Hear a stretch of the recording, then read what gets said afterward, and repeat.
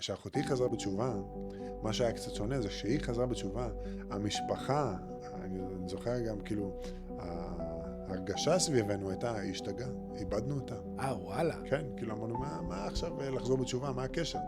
וזה היה ההבנה בבית, כאילו. וואו. ושאתה מסתכל על זה בצורה הזאת... שתכף זה העולם החילוני, כאילו. כן.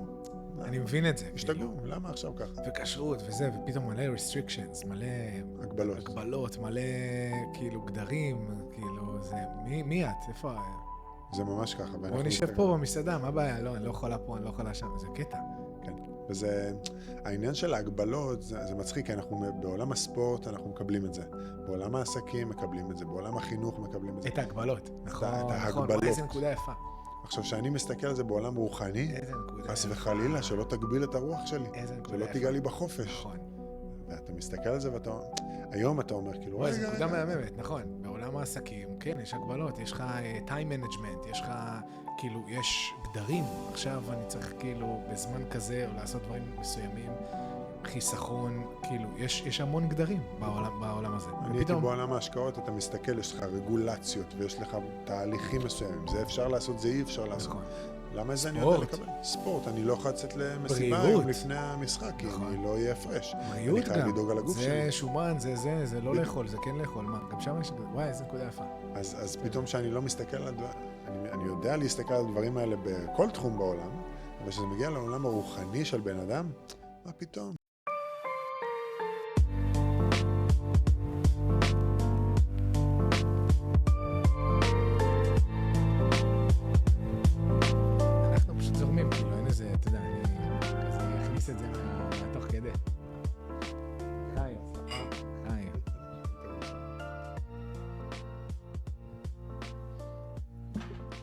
דניאל תמיר, תשמע, איזה כיף. כיף לי, תענוג להיות פה. איזה שיחה מגניבה הייתה לנו שם עכשיו? אני מת להמשיך אותה מאיזשהו מקום. אז בכלל, שמחה. קודם כל, תשמע, אני בדרך כלל כאילו, אתה יודע, אמרתי, אני אעשה עם האורחים שלי קצת, לא עכשיו מוכן, אתה יודע, על 200 ושאלות ועולם וזה, כאילו, אבל כן ללמוד קצת עליהם, להיכנס לאינטרנט וזה וזה. וזה היה קישורי דרך הרב יאיר, שאמר לי, אני ממליץ וזה, ואהבתי את החיבור, והשיחה שלנו בטלפון ישר היה איזה בונדינג.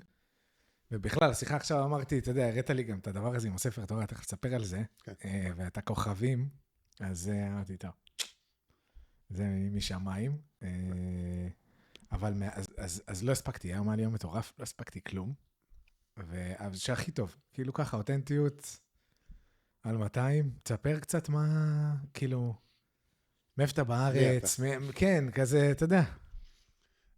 אז אני דניאל תמיר, אני במקום מירושלים, גדלתי בשכונה שקוראים לה קריית יובל. תראה טיפונת את המיקרופון שלך, כן. ככה בסדר. אז קוראים לדניאל תמיר, אני משכונה שקוראים לה קריית יובל בירושלים. זו שכונה שבעבר הייתה הרבה יותר חילונית ממה שהיא היום, וזה מקום שבעצם אני גדלתי בו ישר לתוך עולם כדורסל. אני גדלתי משפחה שאבא שלי זיכרונו לברכה שיחק כדורסל במכבי ירושלים בזמנים של שנות ה-70. אח שלי שיחק כדורסל בערך 20 שנה של כדורסל מקצועי. הפועל ירושלים, אירופה, כמעט הגיע כבר ל-NBA. וואו. ואני כבר בגיל 5, כאילו נכנסתי לאיזה סוג של לופ של עולם הספורט. ואני גדלתי באמת לתוך עולם הספורט, לתוך עולם הכדורסל, בעולם מאוד מאוד חילוני. אנחנו תמיד היה לנו, אמא שלי במקור ממרוקו, מקזבלנקה, ואבא שלי זיכרונו לברכה הוא מהונגריה, מבודפסט במקור. אז ככה שהדת והמסורת לא מסיקו תפקיד אצלנו בבית, קצת מסורת בצד המרוקאי שלנו, אבל... קידוש כאילו ודברים כאלה עשיתם? היינו עושים ארוחת שישי בערב, אבל... באים לקראת אני קורא לזה. זה היה בעיקר רק בשביל לעשות ארוחה משפחתית יותר. כן, אבל היה קידוש? לא היה קידוש, לא היה קידוש. היה קידוש לפעמים אצל סבא שלי, זיכרונו לברכה, וזה היה קורה פעם וככה זה מה בית לא כשר, לא זה. בית, אמא שלי היה לה בשר וחלב, היה לה מופרד בבית. וואלה.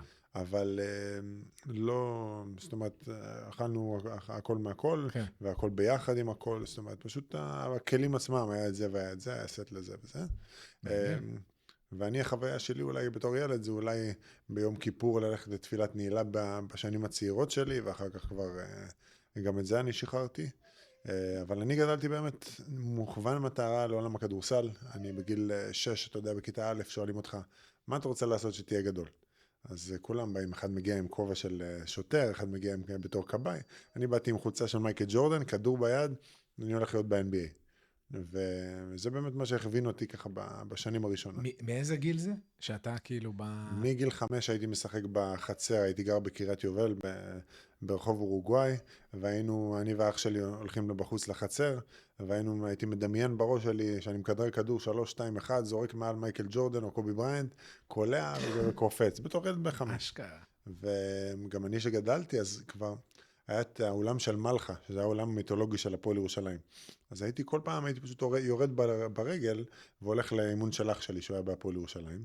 אז הייתי זורק שם עם שחקנים, היה שם את רדיסלב צ'ורצ'יץ', והיה שם את פאפי תורג'מן, וכל מיני שחקנים כאילו של הדור של פעם. וואו. והייתי זורק איתם בצד בזמן האימון, ואחר כך היינו בהם משחקים קצת כדורסל ביחד.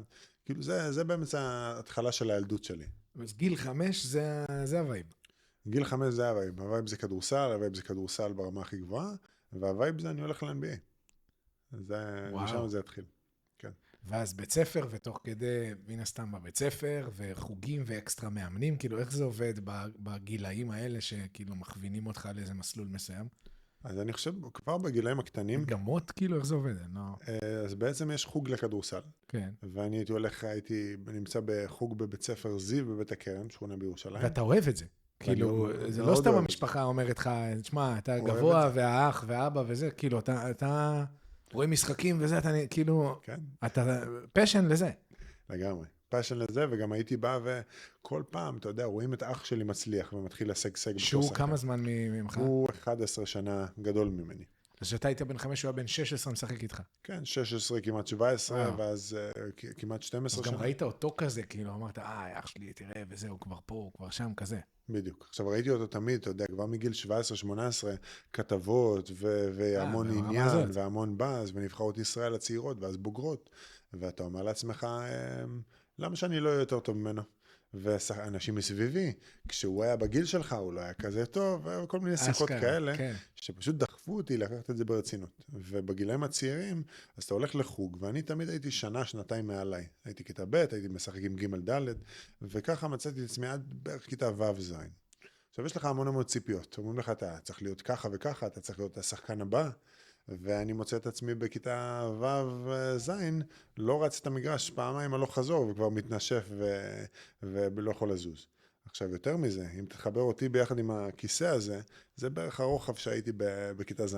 הייתי מאוד מאוד שמן. וואלה. והייתי גם גבוה. איך יכול להיות? עם כל האימונים, כל הספורט, כל הזה? אוכל מרוקאי, של אמא.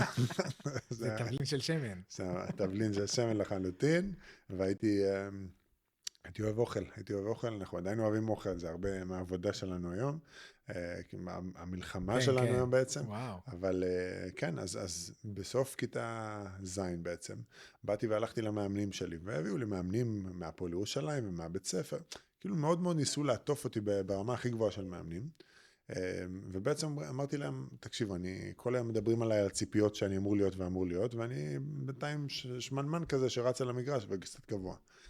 ביקשתי מהם תרגילים לקיץ, כל אחד שירשום לי מה אני יכול לעשות. זה נתן לי באתלטיקה, זה נתן לי בכדורסל, כל אחד מהדברים שלו.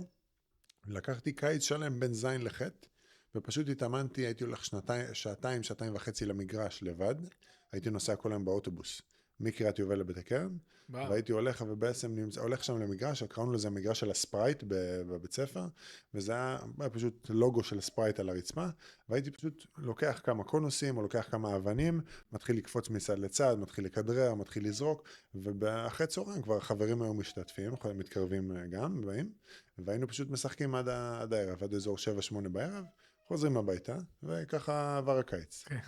וסוף הקיץ אני מגיע, אח שלי בא לבקר, הוא היה שיחק במכללות דווקא פה בקליפורניה, בברקלי, בצפון קליפורניה, והוא גם התחיל להיות ככה מפורסם, וככה שומעים עליו. אז אחיך כבר בארצות הברית. אח שלי כבר בארצות הברית, כבר משחק במכללות, מוביל במכללות, ואני מגיע חזרה ואני פתאום, הוא לא מזהה אותי.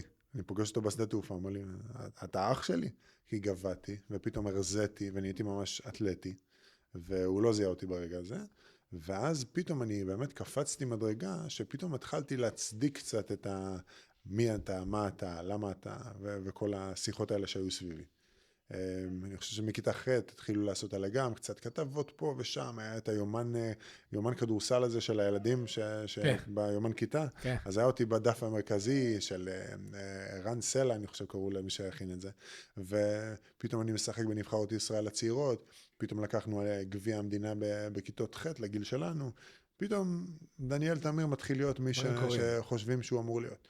וזה באמת לקח אותי ככה לגילי הנוער. שיחקתי בנבחרות אקדטיים, בנבחרות נוער, ובעצם מצאתי עצמי מתפתח, הייתי במחנה של נייק, שכאילו כל המאמנים של ה-NBA באים לראות מי האירופאי שיכול לבוא ולהתקדם ולהתפתח. ואיפשהו כל מיני, אתה יודע, כל מיני חלומות שמתחילים לבוא ולהתגשם טיפה יותר. זה עבודה, זה משמעת, זה... בכיתה ז', ח', ט', אנשים כאילו בדרך כלל... אנשים בדרך כלל יושבים בחברים, הולכים משחקים משחקים. כן, משחקים, כן. אני הייתי הולך ופשוט הייתי מתאמן בין 3 ל-4 אימונים בימים מסוימים, ואם לא, אז 2 אימונים ביום. זאת אומרת, לא היה יורד הרבה פעמיים ביום, כולל סוף השבוע. זאת אומרת, היינו הולכים כבר בנבחרות הצעירות לווינגייט, ליד נתניה, והייתי פשוט בא ומבלה שם סוף השבוע, של אימונים של הנבחרת, והייתי הולך הלוך ושוב, וככה בעצם נראית הילדות שלי. הרבה ויתורים, הרבה דחיית סיפוקים, אבל היינו כל כך חדורי מטרה, אמרתי, אני הולך להיות ב-NBA, זה לא שאלה בכלל. אז כל הפוקוס היה שם. מה הניע אותך להיות כזה חדור? כאילו, החלום כל הזמן ניבב, כל הזמן החייתה אותו? אני חושב שאני בגילאים האלה אהבתי מאוד כדורסל, והסתכלתי על זה במקום ענקי של זה. אהבה לספורט, אני אוהב כדור, אני אוהב סל, אני אוהב לזרוק, אני נהנה מזה, אני עם החברים, אני מרגיש טוב בזה שאני נהיה באמת מממש את הפוטנציאל. גם איזשהו מקום, אח שלי, הקריירה שלו הייתה נהדרת, אבל כאילו הפספוס של ה-NBA שהוא כמעט הגיע, ופתאום אומרים לי, אתה יכול להיות יותר טוב, אז אתה מקבל מזה המון ביטחון. אתה יודע, הרבה פעמים אומרים, צריך בן אדם אחד שיאמין בך כדי שאתה באמת מצליח בחיים, ופתאום היה לי יותר מבן אדם אחד, שבאמת האמינו בי ובאמת דחפו אותי לספורט מקצועי. אתה יודע, אני מוצא את עצמי בנבחרות ישראל עם 2 מתחת לעומרי כספי, ומשחק ביחד עם חבר'ה ששיחקו היום בליגת העל הרבה שנים, ששיחקתי איתם, שיחקתי נגדם, ואתה מבין, רגע, אני חלק ממשהו מאוד מיוחד פה. אני יכול לבוא גם לייצג את המדינה שלי בצורה קצת אחרת, כי לא ראיתי את עצמי הולך להיות חייל קרבי או משהו כזה, עם הגובה, והספורט באמת נתן לי איזה אאוטלט שהרגשתי שיש בו שליחות, והרגשתי שאני יכול באמת לצאת ככה לדרך לחיים שהיא מצליחה והיא גם משמעותית. זה באמת ככה, זה היה גילי הנוער שלי. אוקיי. ובאיזשהו מקום אני הגעתי כבר בגיל 17 לבוא ולשחק כבר עם הפועל ירושלים הבוגרים, ולהתאמן איתם, ובגיל 18 קיבלתי את ההחלטה של האם אני הולך לבוא ולשחק בוגרים או קולג', זו החלטה מאוד גדולה. מה קורה רגע בצבא, בגיל הזה? כאילו אומרים לך, יש איזה קלף אס כזה, שאתה נותן להם אני ספורטן מצטיין או איזה משהו כזה, והם כאילו משחררים אותך? איך זה עובד? אז אצלי, אני הייתי 5 בנבחרות ישראל הצעירות. וברגע שאתה בתפקידים האלה, אז בעצם נותנים לך ספורטאי מצטיין. לא כולם ספורטאי מצטיין, אבל נתנו לי ספורטאי מצטיין. באמת זכיתי שלא היה תהליך קשה מדי. ובעצם שאלו אותי, אתה רוצה לבוא ולצבוע גדרות פעם בחודש, או שאתה רוצה לעשות משהו קצת יותר רציני מזה? אז אמרתי, מה זה אומר? אמרו לי, בוא תהיה מורה חייל.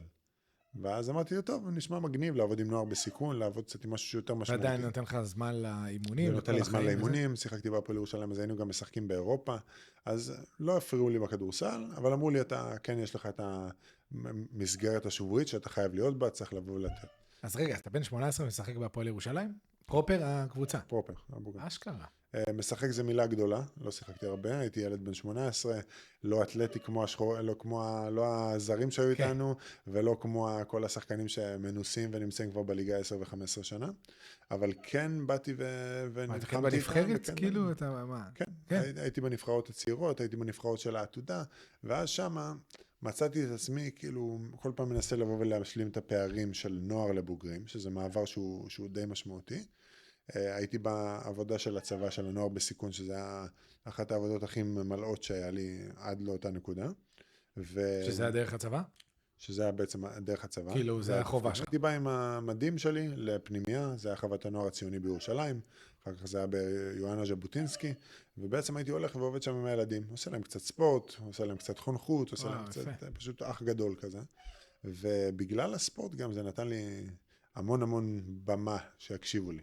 כן. כן. אני חייב, תשמע, הוא משגע אותי כן, שם. תעשה לו. בוא נראה, כי הוא תמיד שמה, בדרך כלל הוא שקט, אבל הוא נראה לי נדלק עליך. אנחנו ניתן לו רגע לבוא. תשמע,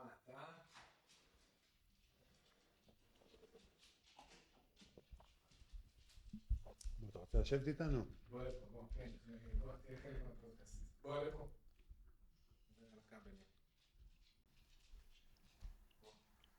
יאללה, שב. שב. ארצה. זהו, לא ככה, כיפי. הוא חייב להיות פה.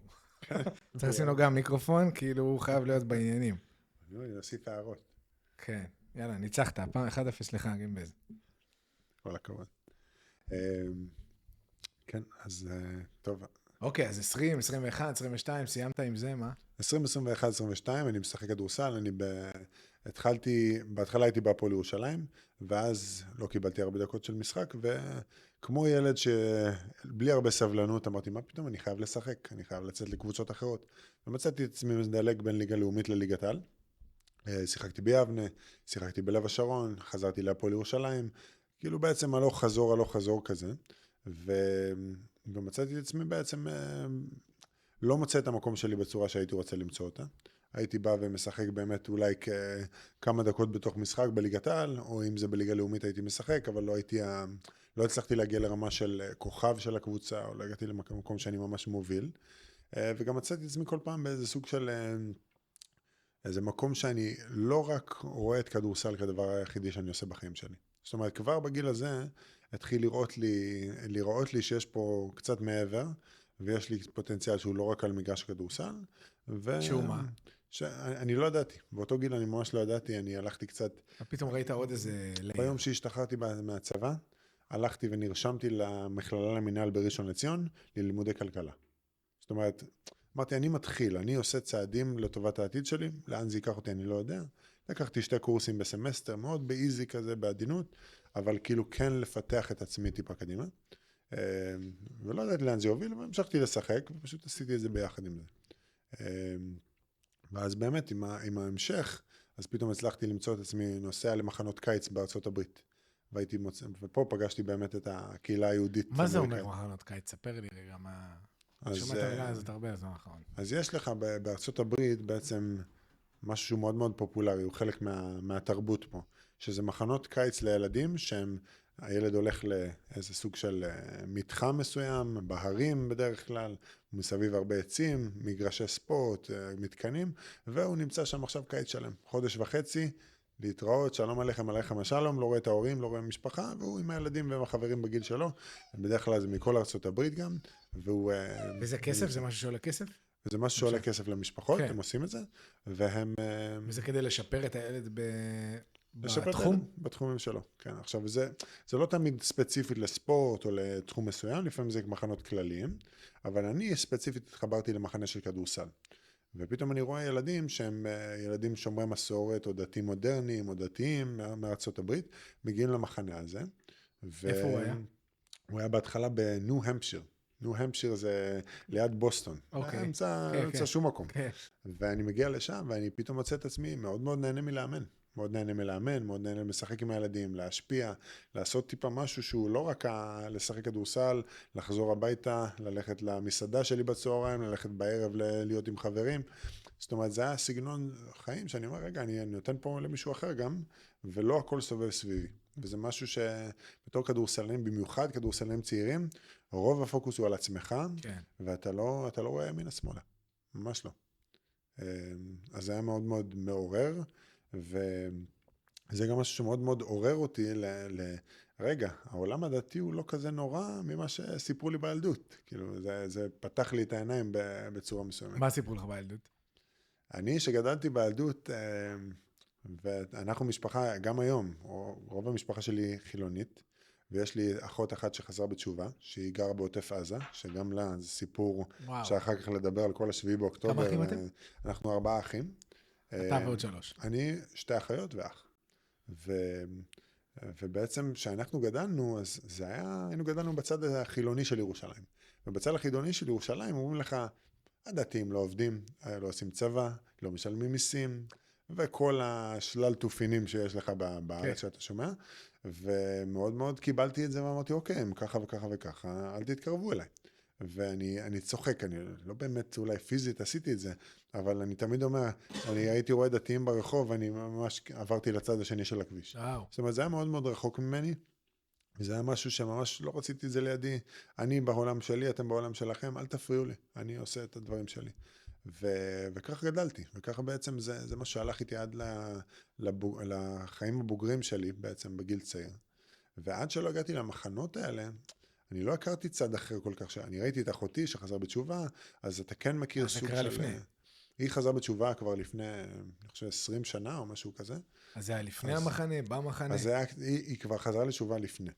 אבל אני אהבתי את אחותי, אני עדיין, מאז ומתמיד אהבתי אותה. אז נפתח לך עוד איזה צוהר כזה ממנה, כאילו, גם ראית, אחותי, אני מכיר את אחותי. נכון. בחורה טובה, בטוח, כאילו, אחות, על מלא. וכאילו, היא חוזרת בתשובה, ואז אתה במחנות, ואתה פתאום רואה את הדתיים, ואתה אומר, אוקיי, הם פננים. נכון. עכשיו, כשאחותי חזרה בתשובה, מה שהיה קצת שונה זה שהיא חזרה בתשובה, המשפחה, אני זוכר גם כאילו, ההרגשה סביבנו הייתה, היא השתגעה, איבדנו אותה. וואלה. כן, כאילו אמרנו, מה עכשיו לחזור בתשובה, מה הקשר? וזה היה ההבנה בבית, כאילו. וואו. ושאתה מסתכל על זה בצורה הזאת... שתכף זה היה העולם החילוני, כאילו. כן. אני מבין את זה. השתגעו, למה עכשיו ככה? וכשרות וזה, ופתאום מלא restrictions, מלא... הגבלות, מלא כאילו גדרים, כאילו זה... מי את? איפה... זה ממש ככה. בוא נשב פה במסעדה, מה הבעיה? לא, אני לא יכולה פה, אני לא יכולה שם, זה קטע. כן, וזה... העניין של ההגבלות, זה מצחיק, כי אנחנו בעולם הספורט, אנחנו מקבלים את זה. בעולם העסקים מקבלים את זה, בעולם החינוך מקבלים את זה. את ההגבלות. נכון, נכון. איזה נקודה יפה. עכשיו, שאני מסתכל על זה בעולם רוחני, חס וחלילה, שלא תגביל את הרוח שלי. שלא תיגע לי בחופש. נכון. ואתה מסתכל על זה ואתה...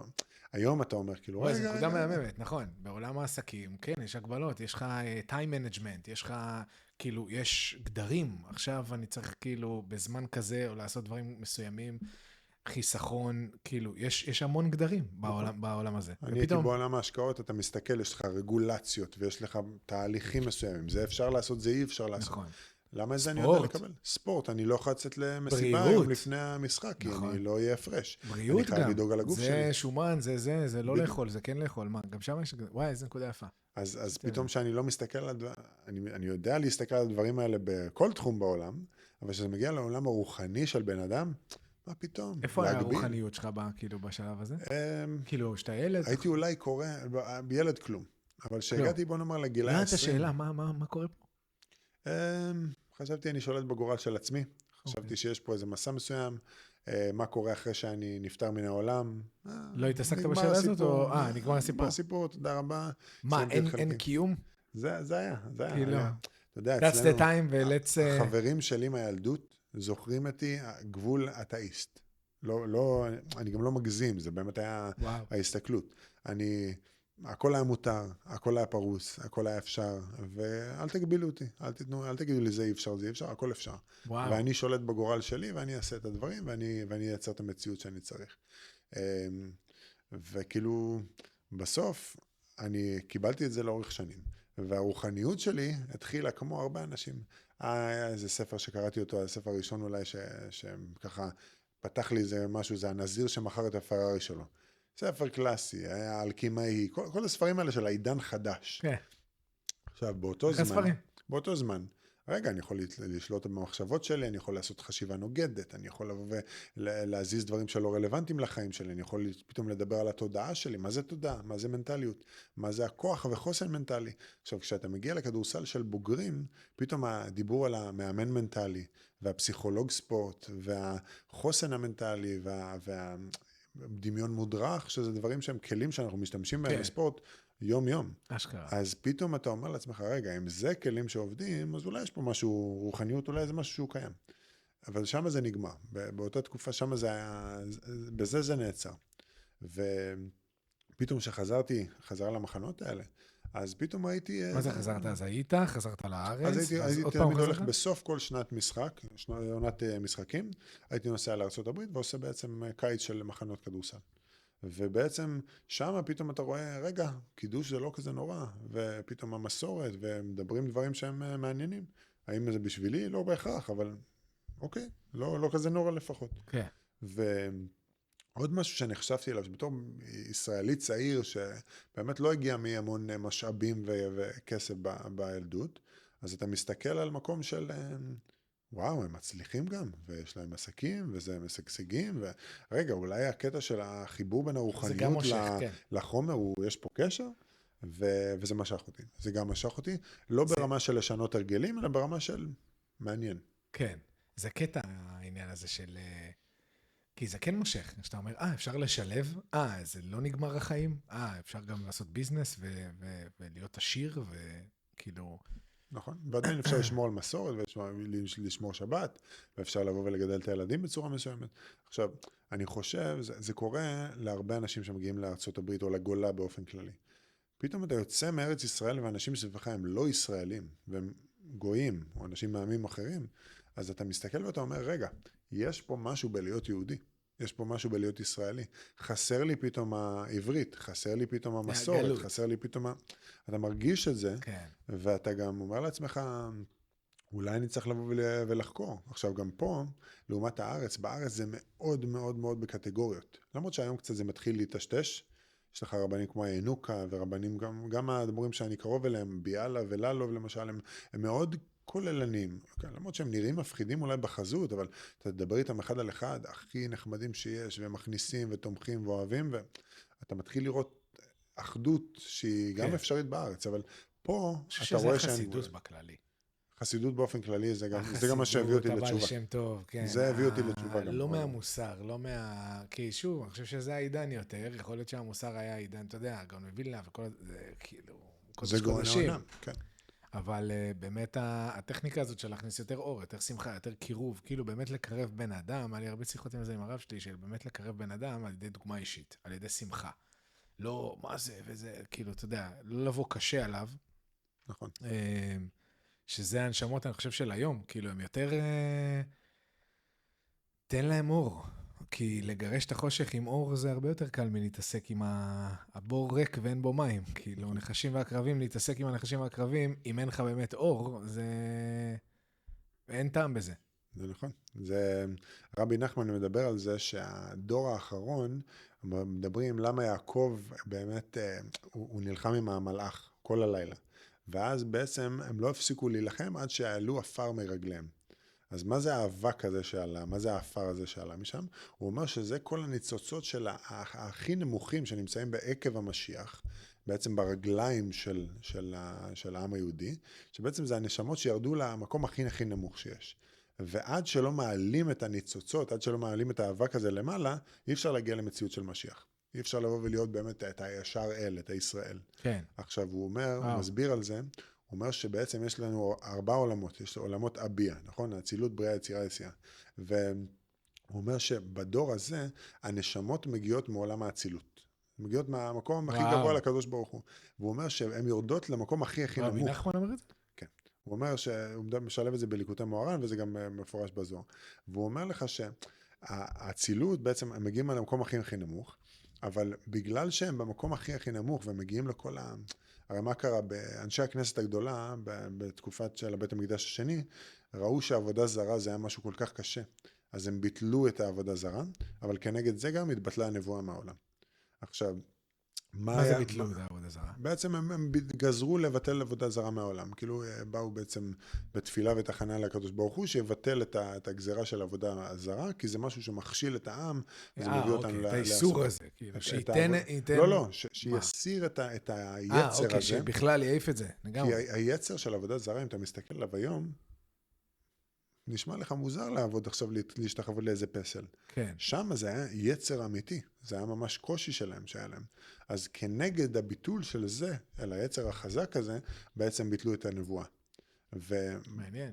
זה רבי נחמן אומר את זה? זה מעניין, רבי נחמן, אני יכול להראות לך את זה אחר כך. וואלה, בליקוטי מוהר"ן. בליקוטי מוהר"ן.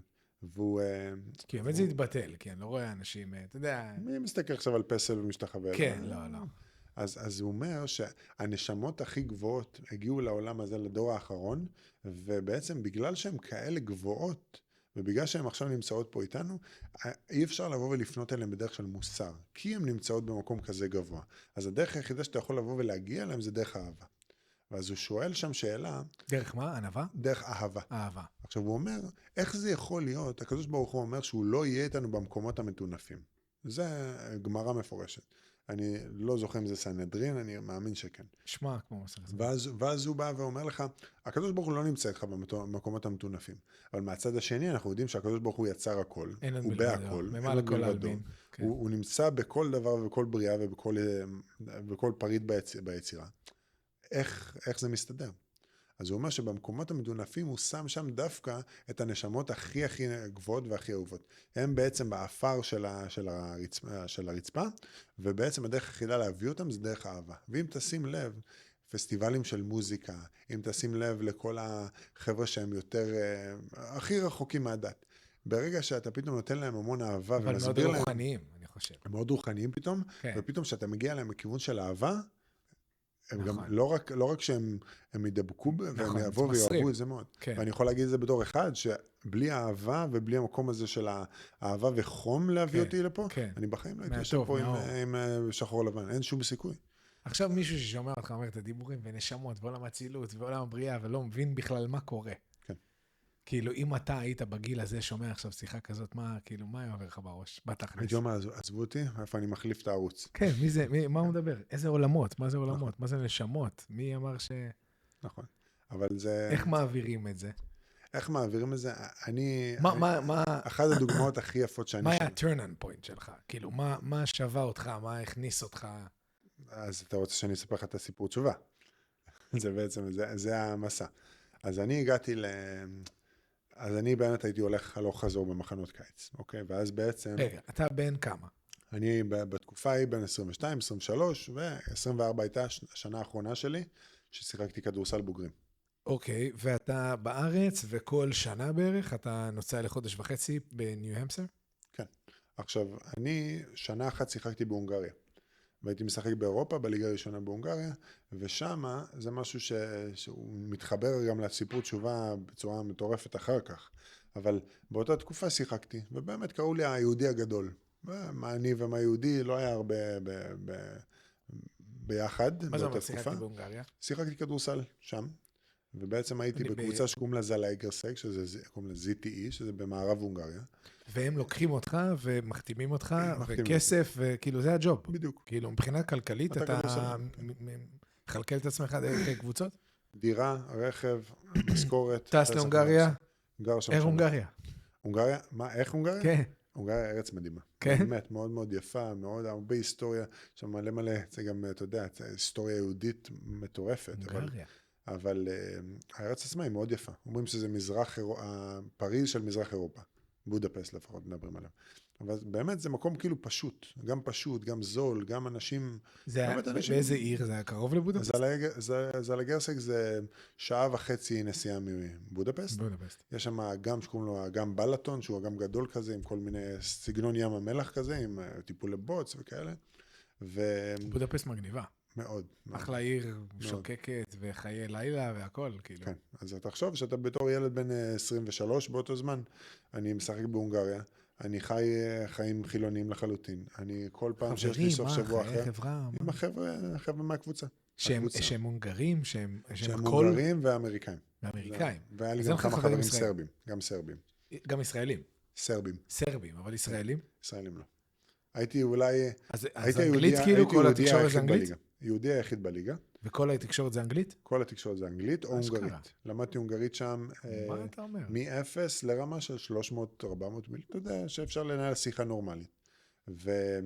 וממש אורח חיים כיף. זאת אומרת, נקרא לזה בעולם החילוני, היינו מסיימים אימון, היה מנהג שכל מי שמגיע לקבוצה מביא ארגז בירה, ויושבים אחרי אימון בתחילת עונה, בין סבב של מסאז', ג'קוזי, אמבטיית קרח, ובירה בדרך, וככה, ואז היינו כל הטרום עונה, מכירים אחד את השני, מבלים ביחד, נמצאים ביחד, ומצאתי את עצמי תוך חודש-חודשיים משחק בליגה, מוצא את המקום שלי בקבוצה של הכדורסל, וגם מוצא בת זוג שם, ומוצא בת זוג שהיא גויה.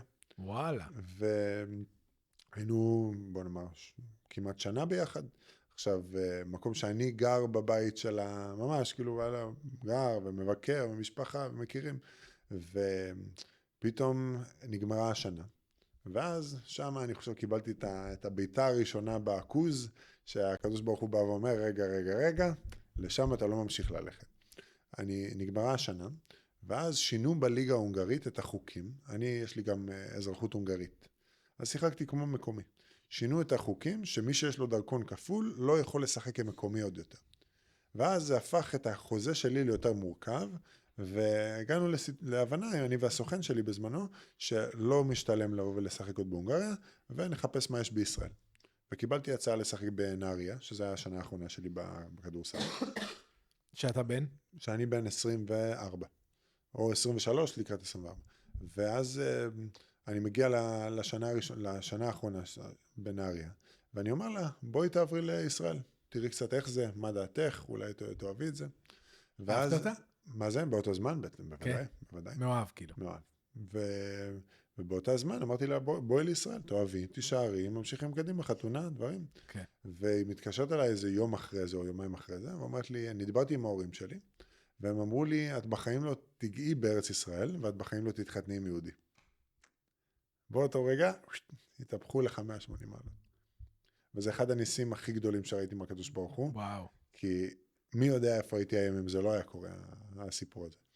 אז בעצם, אז הגעתי לנהריה, ואני מגיע לשנה האחרונה שלי. עוד פעם, מחנה, בכל התהליך. לקראת סיום העונה כבר, באמצע השנה בערך, אימנתי איזה מישהו, אחד השחקנים שהיה לי באותו זמן, הייתי מאמן קצת אימונים אישיים, ואימנתי אותו ביום שבת בבוקר. ואני באמצע אימון איתו בחוץ, במגרש, ואני יודע שאחר כך המשפחה שלו מכינים לי את אחד החמין הכי טעימים שיכלתי, יושבים, והם משפחה שכן שומרים שבת, אבל הבן כאילו משחק קצת כדורסל.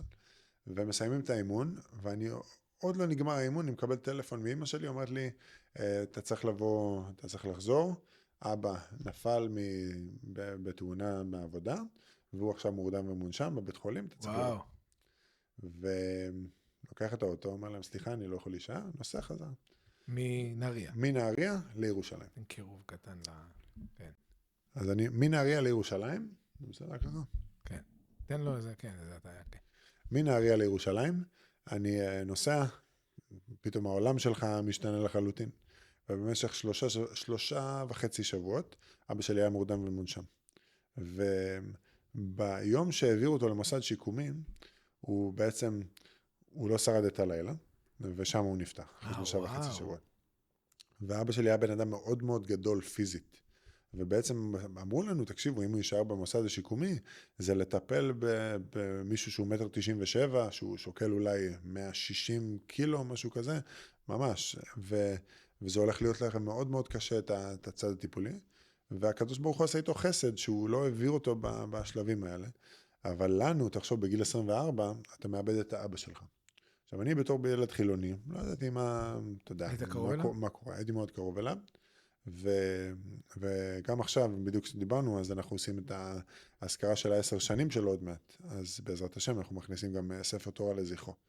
אז ממש סגירת מעגל, אבל שם התחיל משהו שהוא עוד שלב לקראת התשובה שלי. ואמרתי, אמרו לי, לך תגיד קדיש. אני לא הבנתי מה זה אומר, לא ידעתי מה אתם רוצים ממני, להגיד כמה מילים בארמית, לא הבנתי מה זה השפה הזאת. אמרו לי, לך, זה חשוב לנשמה שלו, זה מעלה אותו. מי זה אמרו לי? הדוד שלי שהוא דתי, ועוד אנשים של משפחה, אחותי אמרה לי, תגיד.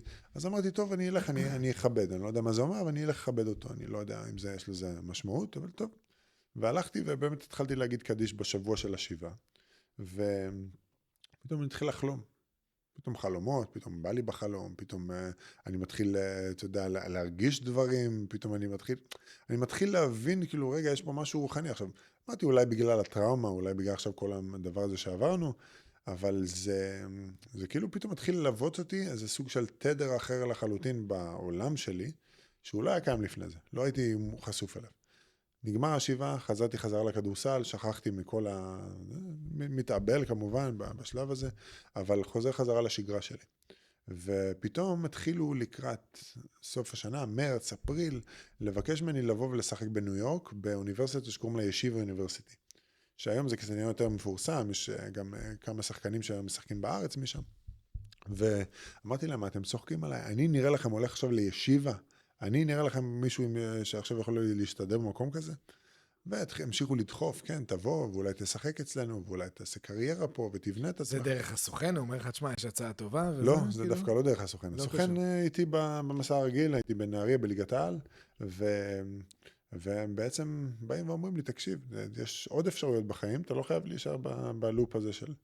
והמשיכו לדחוף. ואז הגעתי לקיץ, ושם אמרתי לרב של המחנה, אתה יכול בבקשה לקחת אותי להגיד קדיש? אני לא יודע, בשביל אם זה עוזר. אז הוא אמר לי, בוודאי. רגע, הגעת לשם? אז הלכת על זה? הלכתי למחנה קיץ. לא הלכתי עדיין הרגיל, הרגיל, מה שהייתי עושה כל שנה.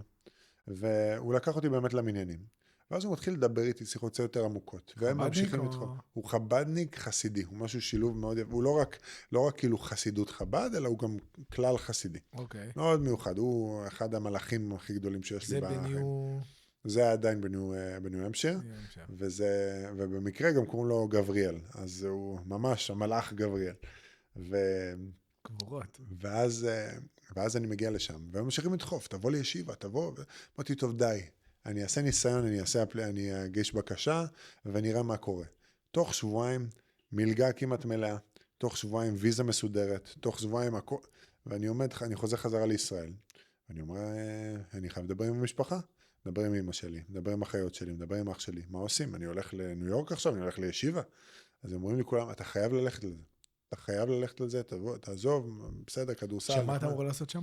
שאני אמור לבוא וללמוד, תואר בכלכלה בזמנו חשבתי, וללמוד לימודי תורה בבוקר, לאמן את הקבוצה של הקולג' של המכללות, ולבנות עסק של כדורסל סביב כאילו הקהילה היהודית שם.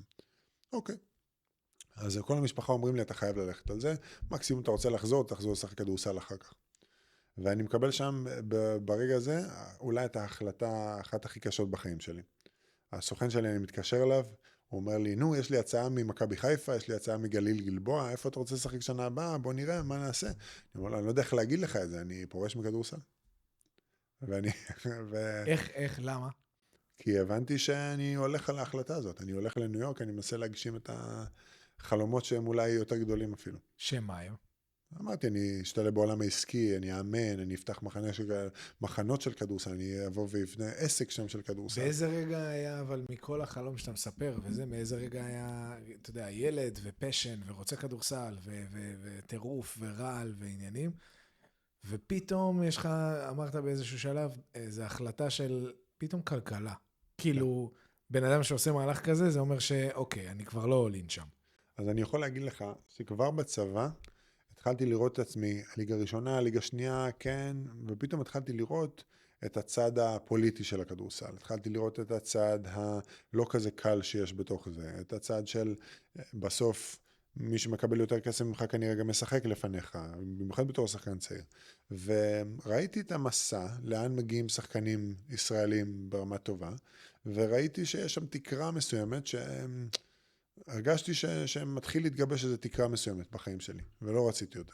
רציתי לשבור תקרות, רציתי לבוא ולהצליח. אתה רצית NBA, אתה רצית כאילו... רציתי את זה. אז לגבי ה-NBA, ברגע שלא הפכתי להיות כוכב, בגיל 18, 19, 20, 21, אתה מבין שה-NBA כנראה זה פחות מטרה מוחשית, ואז באמת שהשתחררתי מהצבא, אמרתי בוא נתחיל לבנות את עצמי בצורה שלמה יותר, ואז באמת התחלתי ללמוד את הכלכלה. זה כאילו אתה אומר, אני מאגף את עצמי מאוד... התחלתי לבוא ולשים לעצמי כאילו... בוא נראה, אם זה לא יקרה, יכול להיות שזה לא יקרה. מה היום שאחרי? כי גם הבנתי שאתה יודע, אני רואה גם את אח שלי לקראת סיום קריירה. אני רואה גם אנשים סביבי, אני רואה פציעות, אני רואה אנשים שלא מצליחים לחזור עכשיו ולתפוס את הגל הזה. פלן בי. לא אפילו פלן בי, אלא אל תהיה מוגבל רק לנתיב אחד בחיים, ותגיד, אני שם שם את כל המעבי וכל חיי, כי זה לא כמו תחום שהוא מקצוע שלא תלוי עכשיו בגוף שלך. אני שברתי אצבע, אני בחוץ 3 חודשים. אני הקמתי את הרגל, אני בחוץ חודש. זאת אומרת, זה דברים שהם נורא במהירות יכולים לבוא ולהתהפך עליך. וזה משהו שאחר כך אני השתלבתי בעולם ההשקעות, עשיתי 6 שנים בהשקעות. אתה מסתכל על זה ואתה אומר, אני ייעצתי לספורטאים, אל תבואו ורק תחשבו כדורסל, כדורסל, כדורסל. תחשבו השקעות, תחשבו פנסיה, תחשבו כאילו שנייה אז לשים צעד את כל קדימה. הביצים בסל אחד. שנייה להבין את התמונה הגדולה יותר, ולא רק את הכדורסל. שאגב זה גמרא, לא לשים את כל הביצים בסל אחד. כן, וזה מקום שאתה מתחיל לחשוב, אתה אומר, אני חייב לבוא ולהבין שיש פה משהו שהוא יוצא יותר גדול מרק ספורט, ורק אני עכשיו מתאבד על דבר אחד ויהיה מה שיהיה. ואז באמת, כשזה היה כבר שנתיים אחרי, עם כל הדברים שעברתי כבר, עם אירופה, עם ישראל, עם כל המסע הזה שעברתי עד נקודה ההיא, אמרתי לעצמי, רגע, לא בטוח שחייב לעשות את זה בדרך הזאת. וקיבלתי החלטה שהיא קשה, כי כמו שאתה אומר, היה לי את החלום הזה של להיות השחקן, כוכב, ופתאום... אתה חושב שהישיבה זה היה ההחלטה הזאת של זהו? זה היה לשים את זה בצד, אני חשבתי באותו זמן שזה היה זמני. אני חשבתי שאני אעשה אולי 2-3, אסיים תואר, ואז אחזור לארץ בפוזיציה שאני כאילו עם תואר מאמריקה, ומשחק כדורסל, ואז עכשיו יכול לבנות עסקים קצת, סטייל למשל מה שאולי עמרי כספי עשה, עם הקרן השקעות ודברים כאלה. ומגיע לישיבה. לוקח 2 מזוודות, טס לניו יורק, ויאללה, לך תמציא את עצמך מחדש. חוזר לספסל הלימודים. איפה בניו יורק? במנהטן.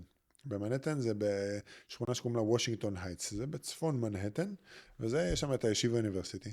אתה מגיע לשם, פתאום אתה רואה שטטל. אתה רואה שחור לבן, אתה רואה אנשים כאילו יושבים בישיבה, בית מדרש ולומדים, ואני מגיע לשם בתור חילוני לחלוטין. כן. זאת אומרת, מגיע עם גופייה ועם איזה פונפון על הראש, ואני אומר לעצמי, אוקיי, מה עושים עכשיו? ואז אני מגיע שם לבוקר הראשון, אומרים לי, אתה רוצה לבוא להניח תפילין? אמרתי להם, לא, תודה, אני בסדר. ואז עוד יום, תשים תפילין, זה. עכשיו, אני מבר מצווה, לא נגעתי בכלל בתפילין שלי. וככה הייתי נכנס לגבריאל הזה, הוא היה רב שם בישיבה, באחד השיעורים, אז הייתי הולך לשיעורים שלו, והייתי שואל אותו את השאלות, כל השאלות המעצבנות, למה עשו בשר וחלב, מה צריך שבת, אני יכול להדליק אור, מה זה מפריע אור, כל מיני שאלות כאלה שבאמת בן אדם חילוני לא מכיר, לא יודע, וגם רוצה תשובות לדבר הזה. עכשיו בארץ, מה היינו מקבלים הרבה? ככה זה, עזוב אותי. זה מותר, זה אסור להתראות. תשובות שהן מאוד כאילו חותכים אותך, ואל תדבר איתנו יותר. ולא אהבתי את זה. רציתי תשובות יותר, עם יותר בשר. והוא פתאום מכניס אותי לעומק, ולאמת, ועוד קצת, ועוד קצת. אז כאילו אהבתי לשבת בשיעורים שלו ולהקשיב. ואז יום אחד הוא בא ואומר לי, אתה רוצה לבוא לשמור, ללכת איתי ל-Five Towns, שזה בלונג איילנד בניו יורק, ויש שם קהילה שהיא מאוד עמידה, מאוד עשירה, מאוד מצליחה, הוא אומר לי, בוא איתי לשם, אני עושה שבת שם, בוא תעשה איתי שם. אמרתי לו, איך שבת? מה שבת? הוא אומר לי, קח את הטלפון, שים אותו בצד, אחרי הארוחה, אם אתה צריך להשתמש בו, תעשה מה שאתה צריך. טוב, שמתי את הטלפון בצד, אמרתי, יאללה, אני הולך איתו, עד עכשיו הוא לא החזיר אותי, אני הולך איתו עוד.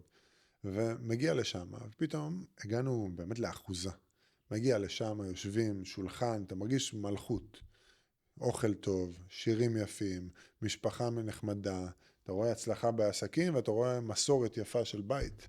אמרתי, אתה יודע? ערכים, אתה רואה ערכים. ערכים, אתה רואה אנשים באמת טובים בסוף. כן, כן. אמרתי, רק בשביל זה, מה זה כל היום מדברים איתי שבת, תשמור, תעשה. יאללה, שומרים שבת, נשים את הטלפון בצד, בוא נראה מה זה. ואז הגעתי לשם לבית כנסת של הרב ויינברגר. משה ויינברגר, הוא חסיד, שכחתי את השם של החסידות מהונגריה, והוא... נשמע מוכר. זה מונקאץ', אבל זה כאילו איזה טוויסט של מונקאץ', חסידות מונקאץ'. והוא בעצם בא ומדבר איתי גובה העיניים. פתאום בא לי מישהו עם שטריימל, מתחיל לדבר איתי שיחה גובה העיניים. מה שלומך? מי אתה? מאיפה אתה? איזה יופי, ספורטאי, כדורסל. הוא מכיר את הקבוצה, כולם מכירים את הישיבה אוניברסיטי, הוא היה משפיע של הישיבה אוניברסיטי באותה תקופה. ואז הוא אומר לי, אולי תבוא מוצא שבת, יש לנו איזה אירוע כזה, בנים בנות, מוזיקה, אוכל, קצת אלכוהול, זה יהיה נחמד. אמרתי לו, טוב, לא נשמע משהו רע. מגיע לשם, עשיתי את כל השבת, באמת פעם ראשונה שאני עושה שבת, היה באמת מיוחד. ואני מגיע לשם מוצא שבת, איך שאני נכנס, אתה רואה מחיצה באמצע. ואתה רואה, הזמר שם היה איתן כץ, זמר חסידי, ואני רואה את כל החסידים עם שטריימלים רוקדים במעגלים. אני אומר לעצמי, לאן אני הבאתי את עצמי? מה אני עושה פה? ואמרתי, טוב, נאכל משהו, נשתה משהו, ונברח כל עוד נפשי בי. ואני יושב שם ובעצם אוכל לי בצלחת שלי, מסתכל לתוך השולחן, רק שיעזבו אותי בשקט, ופתאום הרב, האדמו"ר, תופס לי את הידיים, ולוקח אותי לאמצע של המעגל. מתחיל לרקוד איתי בעיגולים. ואני פתאום קיבלתי צמרמורת שלא קיבלתי בחיים. אמרתי, הבן אדם הזה מטורף, אני חייב לשבת איתו ולדבר איתו, אני לא יודע למה. ובאמת, חזרתי הביתה, יום שני, יומיים אחרי זה, קבעתי איתו לשיחה אחד על אחד בישיבה שם. ואני מתחיל איתו שיחה, חצי שעה, הוא רק מדבר איתי על נפש בריאה בגוף בריא, כמה ספורט זה חשוב, כמה כדורסל, איזה יופי, אתם הקבוצה שלכם, מה קורה איתכם? ואני מסתכל עליו, אתה יודע, יושב מולי בן אדם עם שטריימל, או הכובע של החול, ומדבר איתי רק על ספורט, מה פספסתי? אבל אז בשלב מסוים פתאום עשה את הספין, ובספין הוא התחיל לספר לי הסיפור של חנוכה. הוא אומר לי, היה קהילה בפולין, שבאו להדליק את הנר האחרון של חנוכה. קוראים לזה זאת חנוכה. והוא אומר, באו כל הקהילה לבית כנסת, רחוקים, קרובים, כולם היו שם. הרב עוצר את הכל לפני שהוא בא להדליק את הנרות, והוא אומר, איפה מוישה? אני חייב אותו שנייה שיבוא לידי. עכשיו, מי זה המוישה? זה מישהו בקצה של הכפר, לא מישהו מהחסידים.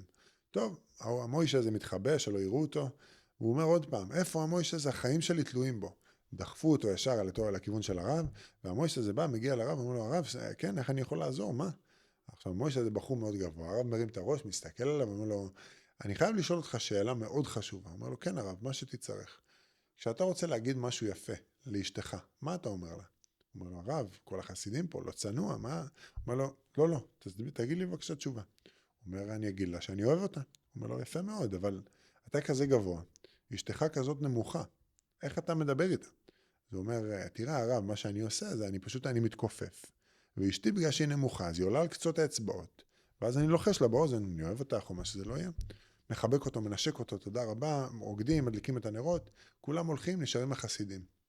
שואלים את הרב, מה כל הסיפור הזה? מה אתה רוצה ממוישה, הוא ואשתו, גבוהה, נמוך?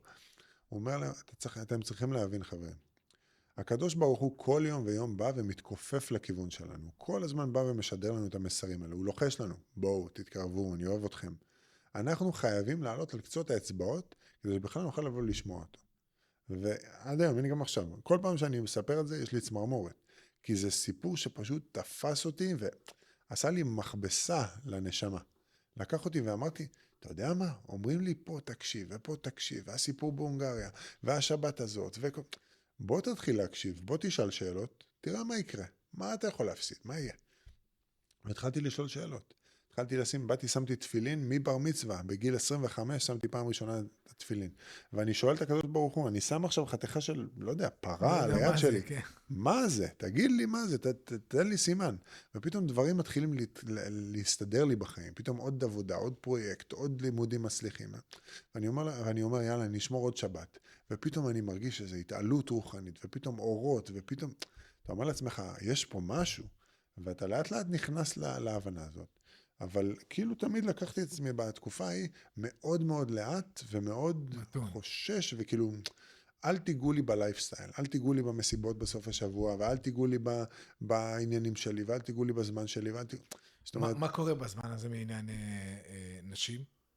אני עדיין רווק, נהנה מהחיים. רווק, בניו יורק, סופשים, מסיבות, הכל הולך. הכל הולך. גויות, הכל הולך. הכל הולך. ואני בעצם מגיע למצב שאני חי את החיים האלה, אבל כן, פתאום הקדושה מתחילה לדפוק על הדלת. ואז אותו בן אדם, המלאך גבריאל שלנו, בא ואומר לי, תקשיב, יש איזה אדמו"ר מחסידות ביאלה, שזה חסידות עם המון היסטוריה מהיהודי הקדוש, מאחוזי מלובלין, זאת אומרת, יש 12 דורות מהבעל שם טוב, עשינו בדיקה לאחרונה. והוא בא ואומר לי, הוא נמצא בניו יורק, ואתה חייב לפגוש אותו, יש חסיד אחד שקנה לו בית באפר איסט סייד, ותבוא תפגוש אותו, ניסים, הוא מספר לך דברים מטורפים. טוב, מגיע לשם, הוא אומר לי, בוא תעשי איתנו שבת. עושה שבת עם החסידים, האדמו"ר הזה במשך שבת שלמה לא מחליף איתי מילה. הוא מדבר עם ההוא, עושה להוא תיקון, מביא להוא לחיים, מביא לזה שריים, ואני התעלמות. ואני שואל את החברים שם, אני כזה בן אדם רע, מה עשיתי? למה הוא לא מזה? ואני רואה שהוא עושה דברים... בשלב הזה אתה שומר שבת כבר? איפה אתה? קצת. זאת אומרת, כן, לא. ואז פתאום הוא בא והוא הוא בא והוא עושה להם תיקון בצורה מיוחדת, אני לא ראיתי את זה. בוא נאמר עכשיו, אתה יש לך בעיה עם שמירת עיניים. אז הוא עכשיו מדבר עם בן אדם בן 60, שכנראה שאין לו את הדבר הזה, נראה חרדי לחלוטין, לא בן אדם צנוע, פשוט, ומתחיל לדבר איתו על שמירת עיניים, למה אתה הולך למסיבות ולא שומר עיניים. אתה יודע שזה לא קשור אליו, אבל דרכו הוא מעביר לך את המסר.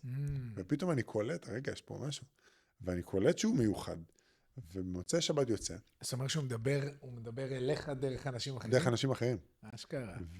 ודברים לעומק הנשמה של בן אדם, מאוד מיוחד. כי יש בזה משהו, כי אתה מקשיב יותר שזה מישהו אחר. נכון. אתה כאילו, אתה יותר... זה סופג את התשומת לב שלך. רגע, מה הוא אומר לו? נכון. אתה יודע מה, אני צריך לחשוב על זה. מעניין. וזה מעניין. ואני כל השבת רק מקשיב, להוא, ואני מנסה לספוג. לא מדבר איתי. מוצא שבת מגיע, הוא בא, נותן לי לחיצת יד, ותופס לי את האוזן ומתחיל לראות עליי דברים, על כל מיני דברים שאני צריך לעשות, על כל מיני דברים שאני שם לב אליהם, על זה שאני צריך לשים לב לשבת, על זה שאני... כל מיני ברכות ודברים שבאמת פשוט הצפה של רוחניות. אמרתי, אוקיי, אני חייב לפגוש אותו, אני חייב לבוא ולראות אותו יותר. פגשתי אותו גם, נתן לי ברכה, השיחות איתו זה שיחות שהן יותר מברכה והצלחה. הוא יושב איתך, אתה יכול לשבת איתו 20 דקות, חצי שעה, תלוי בה. איפה אתה אוחז באמונה בשלב הזה? כאילו, איפה אתה... מתחיל להבין שאמונה זה דבר אמיתי. מתחיל להבין שרוחניות זה דבר שהוא... אתה לומד, התחלת ללמוד, לפתוח ספרים, אז הייתי לומד במה שבבית ספר היינו לומדים. מה שהיינו לומדים בישיבה. מה היינו לומדים? מסכת הענית, היינו לומדים... אז זה גמרא, הרבה גמרא. היינו לומדים גמרא, היינו לומדים טיפה הלכה, היינו מתפללים בסידור. אבל לפני ההלכה, לפני גמרא, אתה כאילו אומר, רגע, מה הבייס? אני כאילו, יש בורא לעולם? שיעור על אמונה. אז השיעור עם הגבריאל שדיברתי עליו, זה האמונה. הוא היה מדבר על המון על אמונה, והוא באמת התחיל לבנות לי את הבסיס של הדברים האלה. ואז בעצם אני מגיע כמה ימים אחרי זה לאדמו"ר הזה, שאלתי אותו איזו שאלה על עסקים. הוא אמר לי, טוב, תחזור אליי, אני צריך לחשוב על התשובה, תחזור אליי.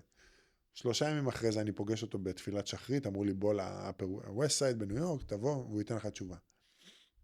ואני מגיע לשם, הוא אומר לי את התשובה לשאלה בסוף התפילה, והוא אומר לי, אתה צריך לבוא איתנו לאוקראינה. אני באמצע עונה, אני באמצע לימודים, אני עובד עם התלמידים והשחקנים שהיה לי שם. מה זה אוקראינה? על מה אתה מדבר? הוא אומר לי, תשאל את הבוס שלך, אז הייתה לי כבר חברה רצינית יותר, יהודייה, אז כבר התחיל להתקדם לכיוון טוב. הוא אומר לי, תשאל את כולם, אתה תראה, זה יהיה בסדר. מתקשר, כן תלך, מתקשר, כן תלך, מתקשר, כן תלך. מוצא את עצמי מזוודה, כמה שעות אחרי זה, בדרך אמור לנסוע לקייב, ומקייב אני אמור להגיע לרב זושה ולרבי נחמן, ולשבת בבעל שם, אצל הבעל שם במז'יבוס. אומן, לא? איפה זה? אומן, לא אומן, לא עשינו אומן. איפה רבי זושה והבעל שם טוב? זה לא... רב זושה זה הנפולי, לא, רבי נחמן גם באומן, סליחה. אבל רב זושה מהנפולי, הבעל שם טוב במז'יבוס, ורבי נחמן. ואוקיי, אנחנו מגיעים לשדה תעופה. זה סיפור, באמת, הרגשתי כאילו אני בסיפור חסידי לסוף שבוע שלם. ואני מגיע לשדה, ואני חושב שהיינו ב-JFK. אנחנו באים לעלות על הטיסה, כולם עולים לטיסה של אופטנזה, אמרו לקחת אותנו לקייב. בקייב הם סידרו איזו הסעה מיוחדת, משהו, החסידים, חבר'ה מניו יורק, גבירים כאלה. ואנחנו יושבים במטוס, ופתאום מסתכלים, רגע, איפה האדמו"ר? מסתכלים, לא רואים אותו. אומרים, טוב, אנחנו לא יכולים לנסוע בני האדמו"ר. יוצאים 13 איש מהמטוס, ורואים את האדמו"ר, עומד שם בכניסה לשער עם שטרות על הרצפה, כל התרומות של כל החבר'ה מניו יורק שהביאו לו, הוא, הגבאי שלו ואחד מהתורמים, עומדים שם ופשוט מחכים, מדברים עם הקסטום, כאילו עם המכס. אנחנו יוצאים מחכים שם בשער, ומתחילים לעשות תיקון כללי ותהילים ומחכים. ואתה כבר בעניינים עושה את זה? אמרתי, תגיד כמה תהילים, עשיתי איתם תהילים קצת. ואז... אתה שומר שבת בזמן הזה? שומר שבת כבר, כן. כן, זהו. קצת יותר שבת. אתה כבר שם. אני כבר שם, אבל לא בפנים עד הסוף. כן. עוד עוד יש חורים במסננת.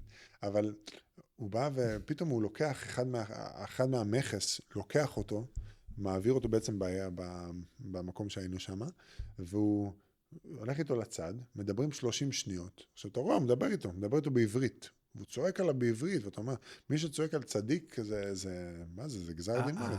מי? הבחור מהמכס. בעברית הוא מדבר? מדבר? עברית, כן, אחד מהמכס. הוא צועק על האדמו"ר. הוא צועק על האדמו"ר, ואז הוא בא מדבר איתו איזה 30 שניות, חוזר, אומר לנו, חברים, האדמו"ר שלכם, הרב שלכם צדיק, מצטער, עשינו פה טעות, תודה, עשו ברכה להתראות. עכשיו בינתיים, אנחנו כבר פספסנו את הטיסה. מה עושים? טוב, מגיעים לדלפק, אומרים להם, סליחה, אנחנו צריכים טיסה, אנחנו מהר, אנחנו נפסיד שבת, מה? אומרים לנו, מצטערים, אין לנו טיסות, שאתם לא תצליחו להגיע בזמן הזה. התחלנו לדבר, מה מימו, אמרנו, האדמו"ר איתכם? האדמו"ר איתנו, מה שמו? האדמו"ר אברהם רבינוביץ', הוא מירושלים, האדמו"ר אוסטרוב ביאלה, מאוד ממליץ לפרוש. והוא... קשר בינינו, מעניין אותי. אני קשר, ממש, לא, אתה לא מבין. ואז אנחנו בעצם, אנחנו אומרים, בוא נבדוק דרך, אולי טיסה דרך אודסה. אנחנו מציעים, פתאום אנחנו רואים, יש טיסה, אבל לא מ-JFK, מניו-יורק, בעוד שעה ו-20. עכשיו, אם אתה מכיר קצת ניו יורק, אתה לא חוצה את זה ב-40 דקות. כן. איכשהו, אני לא יודע, תקרא לזה קפיצת הדרך, תקרא לזה מה שתקרא לזה, אנחנו עולים על אוברים ואנחנו נוסעים. הגענו לשדה בניו-יורק 50 דקות לפני, לא רק זה, הזמנו בכלל את הכרטיסי טיסה בטלפון, באובר בדרך לשדה. אשכרה. 13 כרטיסים, יואו. כולם היה כרטיס. וברוך השם, עולים על הטיסה. עכשיו, חבר שלי, הגבריאל הזה, אומר לי, הוא היה איתכם. הוא היה איתנו גם, הוא אומר לי, תקשיב, אני 9 שנים ברצף, יום עושה מקווה. אנחנו אמורים ללחוד בקונקשן באיסטנבול, ואז מאיסטנבול לאודסה. אם אני עושה את זה, אני מפסיד את המקווה שלי, כי אנחנו נוחתים ב-5:30 בערב. אני לא אספיק. אמרתי לו, אני לא יודע מה אגיד לך, כל הדברים האלה שקורים פה, תבוא, יהיה בסדר. עכשיו, באמת צריך להביא פעם אחת את גבי לבוא ושיגיד את זה בעצמו. אז הוא אומר, אני לא יודע למה, והקשבתי לך. עולים על המטוס, מגיעים לאיסטנבול, 4 בצהריים. במקום 5:30, 4. אני והוא ישר רצים, איפה אנחנו מוצאים עכשיו שנייה, איזה מקווה, איזה משהו, זה. הוא מתחיל לחפש מוניות שיקחו אותנו למלון הזה, למלון הזה. אני אומר לו... מקווה באיסטנבול. מקווה באיסטנבול. אז אני אומר לו, יש מקווה באיסטנבול. מה אתה הולך רחוק? בוא נלך, ים התיכון פה, לא? לים, נכון. אני והוא ינואר. יואו. אני והוא ינואר רצים עוצמתית. לאיסטנבול. אני אראה לך אחר כך את התמונה. אנחנו נכנסים למים, קפואים מקור, יוצאים עם עצות עלינו. אבל אחת החוויות הכי מטורפות שהיה לי, וחוזרים חזרה לשדה, מצביקים לטיסה. עכשיו, סיפור חסידי, לא נגמר פה. ממשיכים, מגיעים לאודסה. האדמו"ר אומר לנו, טוב, הולכים לטיש, הגענו לחב"ד של אודסה, יושבים שם כינורות, פסנתרים, ממש, מרגיש עכשיו אתה בשטטל. יושבים שם, התחלנו באיזה 9, אמרו 10:30 נסיים את הטיש, ובבוקר, 5:30 בבוקר, יש לנו רכבת מאודסה למז'יבוס, לפחות נגיע לשבת שם. אוקיי, יושבים, עד 5 בבוקר, הוא רק שופך לנו משקה, ונותן ברכה להוא, ונותן ברכה להוא, ונותן ברכה להוא. מה אתם שותים? הוא נתן לנו או וודקה או סלובוביץ'. הוא מאמין שמשקאות שהם נקיים, זה בעצם משקאות שהם מנקים לך גם את הנשמה. משקאות שהם מזכים, כאילו. מה זה אומר נקי? נגיד וויסקי, משקאות שהם בצבע אחור, יש להם אחירות מסוימת שהיא משפיעה עליך. אני לא נכנסתי... כמה שיותר לבן, מבחינת הצבעים. שקוף, ממש זך. כן. בכל אופן, אז אנחנו יושבים שם, וכל אחד הוא מדבר איתו על זה, והוא על זה, אומנים, אנשים שאתה גם מכיר, אולי זה המקום שלהם לספר את הסיפור, אבל הוא בא ומתחיל, כל הלילה הוא פשוט זורק עליי, כדורסל ותורה, כדורסל ותורה, כדורסל ותורה. אני לא מבין מה הוא רוצה ממני, מה הכדורסל, מה התורה, מה הקשר.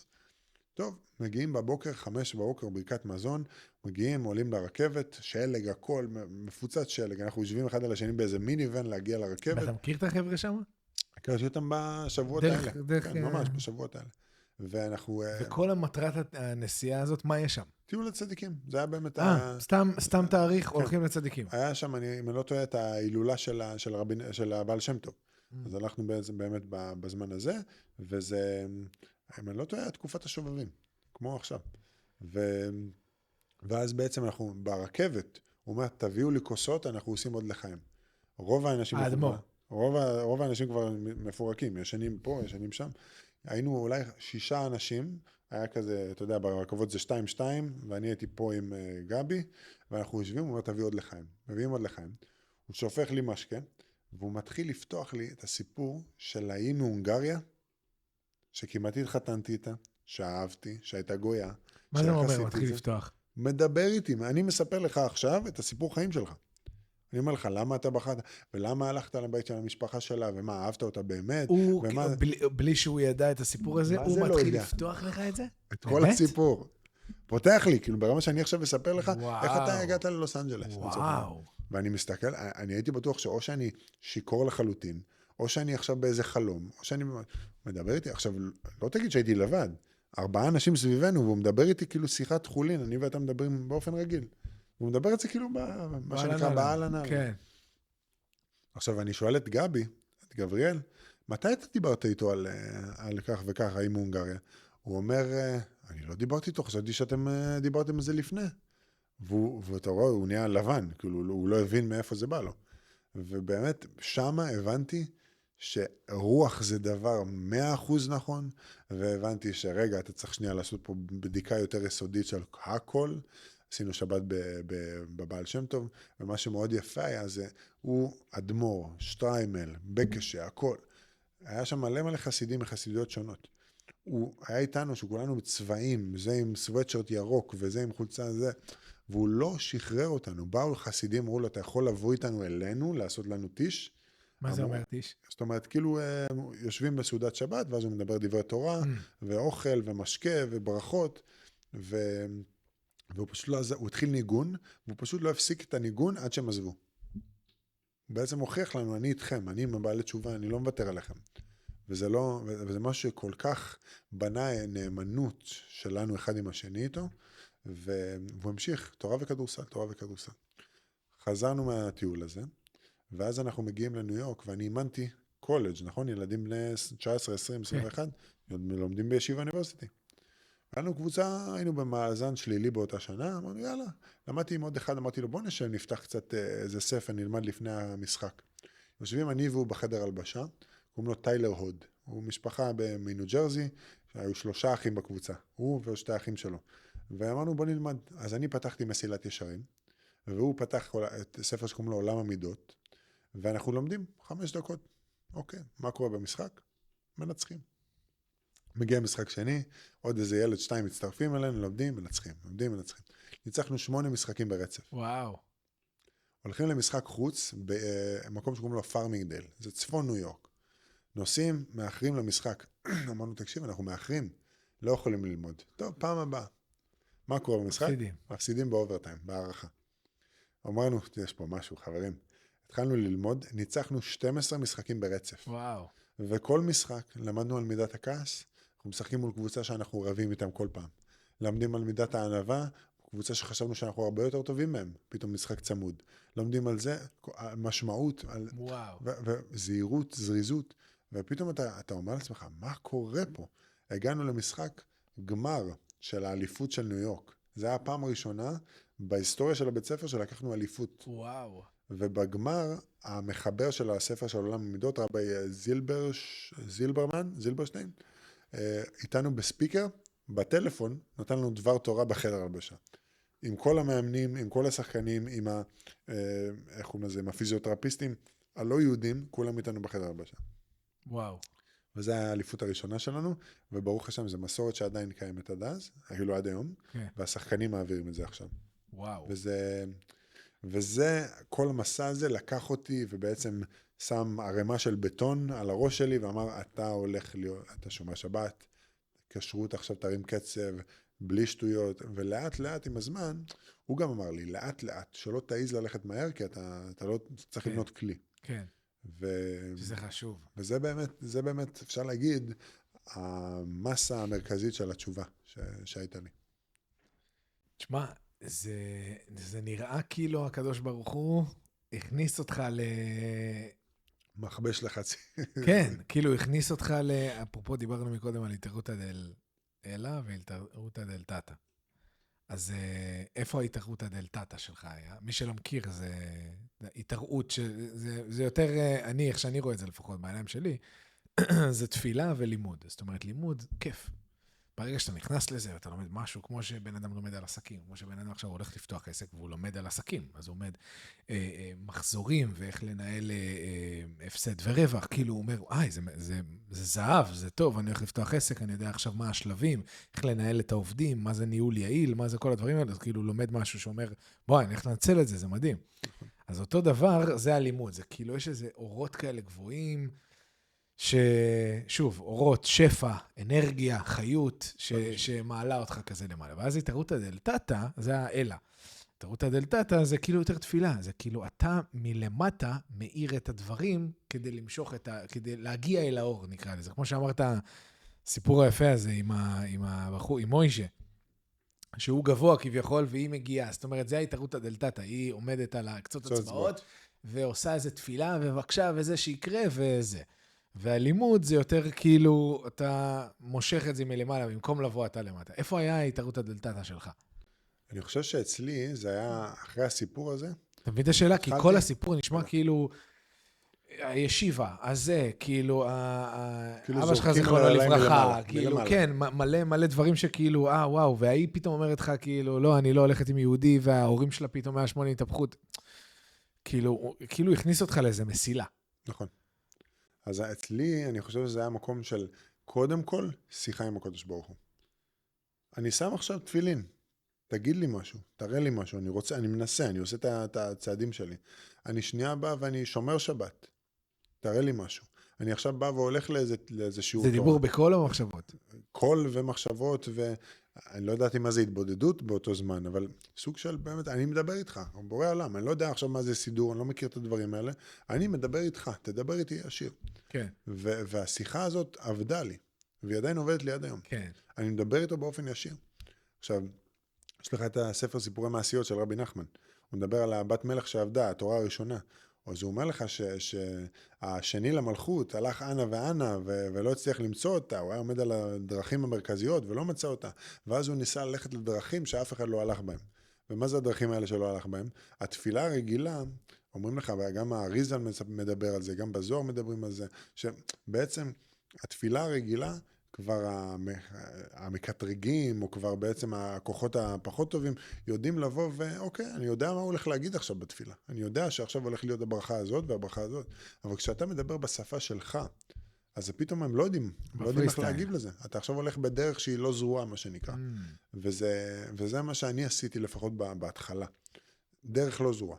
והתחלתי ללמוד עוד גמרא, ועוד קיצור שולחן ערוך, ועוד טיפה הלכות, ולהבין, אוקיי, מה זה שבת, איך שומרים שבת, מה לעשות, מה לא לעשות. נחשפת לקבלה? נחשפת לעומק? בהתחלה לא. בהתחלה גם פחדתי מזה, וגם מקום של, אמרו לי, לא, אתה קודם תבנה ביסודות שנייה. תבין מה זה הלכות, תבין מה זה גמרות, תבין מה זה משנה, תבין מה זה שנייה מסילת ישרים, תבין מה זה ספרים שהם עקרוניים ויסודיים. אגב, מסילת ישרים זה, אני חושב, הספר קבלה הכי חזק שיש, בהסוואה כספר מוסר, עם הסיפור של הרמח"ל, ואתה יודע... קודש קודשים. מה, אין דברים כאלה. והוא מראה לך גם, הרי בסוף, מה אני התחלתי להבין בתוך כל המסע הזה, זה שבסוף, סך הכל מה אנחנו עושים, מה זה התורה, זה בסוף מדריך, כמו שאני עכשיו קונה שולחן באיקאה, ואני רוצה לבוא לדעת איך בונים אותו, נכון. אז יש לי הוראות. עכשיו יש לי את הספר תורה, זה הוראות איך להיות גרסה יותר טובה של עצמי. ואם אני רוצה להיות גרסה יותר טובה של עצמי, למה לי לא לבוא ולהשתמש במדריך? נכון. אני יכול לבוא ועכשיו להמציא דברים, אני שם עכשיו כובע הפוך על הראש, אז אני עכשיו ירוויח $1,000,000. לא עובד ככה. צריך לעבוד, צריך לעשות 1, 2 ו3 ו4 ו5, ואז אני יכול לבוא ולהתקדם בכל תחום שבחיים. אז הוא נותן לך בעצם כלים מאוד מאוד מעשיים. פשוט העניין זה שהם רשומים בכתובה, בשפה, שהיא לא פשוטה. כן. אני לא אומר לך, תלחץ על הכפתור הזה, הכפתור הזה, נכון. אלא זה עבודה שהיא הרבה יותר איטית, הרבה יותר יסודית, והרבה יותר, זה עבודה שהיא רוחנית. כן. ובן אדם שמתחיל להבין שרוחניות זה דבר שהוא אמיתי, ולהבין שיש לי פה עכשיו כלים, שמה זה הכלים האלה שיש לי? זה המצוות. המצוות זה כמו שלשרברב, ויש עכשיו את הארגז כלים שלו, שהוא יכול לתקן סתימה, אז ליהודי יש ארגז כלים, שזה המצוות שלו. אני עכשיו יכול לבוא ולשים תפילין, ולשים טלית, ואני מגן על עצמי מזה, ומגן על עצמי מזה, ואני יכול לבוא ללמוד עכשיו בספר תורה, ולהבין על איך אני מלווה למישהו כסף, איך אני כותב חוזה של נדל"ן, איך אני עכשיו בא ופותר בעיות עם סכסוכים בין אנשים, איך אני עכשיו בא ומשקיע בבית משלי, מה אני שם בבית שלי, מה אני נזהר ממנו, מה אני כן עושה. פתאום הוא אומר לך, כאילו, אני יכול לתת לך עכשיו כלי לחיות את החיים שלך בצורה הכי טובה שיש, אתה תצליח אם אתה עושה את הדברים האלה, לך. כן. וזה משהו שלוקח זמן להבין, אבל אם בן אדם מצליח להבין את זה והוא באמת רואה את זה, קורה לו בחיים, כמו שאתה אומר, את הזרקורים האלה שקפצו עליהם מלמעלה. אומרים לך, זה אמיתי, זה אמיתי, תתעורר, זה פה, תרגיש, תראה. שזה זכות. זה זכות ש... זה זכות. אתה יודע, אומרים לפעמים פתח לי כפתחו של מחט, והפתח לך כעולם ומלואו. אז כחלו של עולם. הקדוש ברוך הוא לפעמים בא, והוא פותח לך טיפה מהתריס וסוגר. כן. אני יכול להגיד שעל עצמי, באמת, הקדוש ברוך הוא זיכה אותי, שהוא לא רק פתח לי קצת מהתריס, הוא פתח את הסכר, אמר בוא, תכנס, תרגיש, יאללה, עכשיו תתחיל לעבוד. יש לימוד יפה של זה על פיתחו לי כחודו של מחט, שהבעל שם טוב אומר, זה לדעתי מיכאל, שר ישראל, מדבר איזה מדרש כזה, שהוא מדבר עם הקדוש ברוך הוא, ואומר לו מה, ופה ושם, ואז הקדוש ברוך הוא אומר לו, יפתחו לי, שישראל, שהעם הזה יפתח לי כחודו של מחט, ואני אפתח להם, לדעתי רשום רכבות, וזה כאילו, אתה יודע, מכניס דברים, כמו שאמרת, פותח עולם. ויש איזה עניין שהבעל שם טוב שואל, רגע, למה מחט?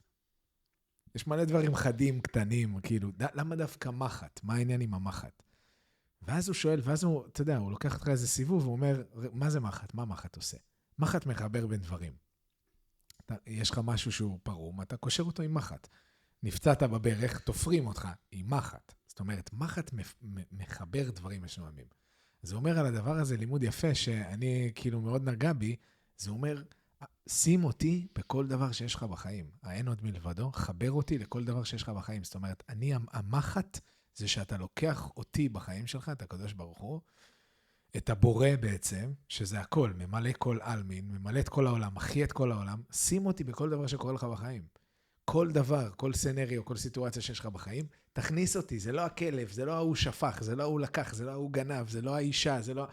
זה הכל אני כדי ללמד אותך איזה משהו, זה כדי לחשל אותך, כדי לאתגר אותך. שוב, זה לימוד ארוך של להבין למה הדברים האלה, אתה יודע, היה לי הרבה שאלות עם רבנים, למה זה הפורמט? כאילו, למה זה כזה קשה? למה אנחנו צריכים לעבור את כל הדברים האלה? מה האנד גול? אבל החודו של מחט, העניין הזה, כאילו, זה באמת לחבר את הקדוש ברוך הוא בכל דבר שיש לנו בחיים. נכון. האמת שיש, אתה יודע, אתה לא מבין כמה זה מדויק וכמה זה נכון לחיים שלך, עד שאתה בא ומתחיל באמת לחוות שנייה חיים אמיתיים, קשיים, פתאום משפחה, פתאום בית, פתאום דברים לא מסתדרים, פתאום איסורים, פתאום ניסיונות. עכשיו, בהתחלה אני חושב שבן אדם שחוזר בתשובה, כמו שאתה אומר, הוא מראה לך, הוא פותח לך, הוא מדליק אותך, אתה בהתרגשויות. ואז הוא מביא אותך לאיזה שלב. חדר חושך. תיכנס לחדר כושר. כן. עכשיו, אנשים לא מבינים את זה, או כן מבינים את זה, אבל אם אתה מסתכל על החוכמה של זה, שבן אדם רוצה להתחזק עכשיו בחדר כושר לצורך העניין, מה הוא צריך לעשות? הוא לוקח עכשיו משקולות, הוא שוכב, והוא מתחיל לבוא ולדחוף אותם, זה גורם לו סבל, זה קשה לו, זה לא נעים לו, אבל בפועל הוא מתחזק. והוא נשבר. זאת אומרת, מה קורה לשריר? קורה השריר. השריר נשבר. ואז השריר נבנה חזק יותר אחר כך. נכון, נקרא. קח דוגמה עוד יותר, שאני מאוד אוהב. קח חרב. איך אתה בונה, איך מכינים חרב? אתה לוקח חתיכה של ברזל, אתה מלבן אותה עכשיו בתנור מאוד מאוד חם, ואתה מוציא אותה, ואתה לוקח פטיש ומתחיל לדפוק על החרב, ולאט לאט אתה מגבש את הצורה. תפסק את הצורה, מכניס אותה לתנור, מלבן אותה שוב, ולאט לאט בא ומשחיז אותה, וחותך אותה, ומעקם אותה, עד שהיא הופכת להיות חרב חזקה מאוד ומלוטשת ומזוככת. זאת אומרת, אנחנו בתור יהודים, במיוחד שאנחנו אומרים לבוא, כל המקום שלנו של יהודי זה לבוא ולגלות טוב ואור בעולם הזה, אז בוודאי שאם אני רוצה עכשיו שאתה תהיה השליח שלי, שאתה תהיה הסיירת מטכ"ל שלי, שאתה תהיה השייטת 13 שלי, אני חייב לעשות אותך הגרסה הכי טובה של בן אדם. אני חייב להפוך אותך למודל החיקוי הכי מושלם שיש. עכשיו אתה מסתכל, אנחנו כל הזמן מסתכלים על אבותינו הקדושים, אברהם, יצחק, יעקב. כמה ניסיונות בן אדם צריך לעבור? תחשוב היום בעולם המודרני, בן אדם צריך לקחת את הבן שלו, ולבוא ולזרוק אותו מצוק. זה לא נתפס, כן. אתה לא יכול אפילו לחשוב על האופציה הזאת. נתקל בזה. אתה מסתכל על יעקב, אומרים לו, הבן שלך נהרג. באים ועכשיו, יעקב אבינו עוד לפני שהוא בכלל היה לו ילדים, רצה להתחתן עם רחל, הביאו לו את לאה. רימו אותו, 10 מונים שינו לו את המשכורת שלו. באו ואח שלו רודף אחר, מנסה להרוג אותו. אחר כך, אפילו שבאים לקבור אותו, עשיו עוד בא ומנסה להתנגד לפי המדרש לזה, והוא אומר, אני רוצה להיקבר שם. כמה ניסיונות הוא עובר, אבל מה כל העניין בזה? הניסיונות בסוף באים ואומרים לכל העולם מסביבנו, דחפו אותנו, התגברנו. עשו לנו קשה, הצלחנו בכל זאת. כן. אז היה לנו חצי כוס מריקה, בחרנו להסתכל בחצי כוס המלאה. אני חושב שזה הסיפור שלנו כיהודים. תראה מה קורה בארץ ישראל בשנים האחרונות. כן. כל המלחמה, כל ההיסטוריה, לא מזמן שואה, גלות מטורפת. יש הרבה שאלות, הרבה אנשים שואלים את השאלה הזאת. אני שאלתי את השאלה הזאת, ואין תשובה לזה. אומרים, למה היה שואה? למה היה פוגרומים? למה יש שנאה? למה מה שקרה באוסטרליה לאחרונה? למה 7 באוקטובר?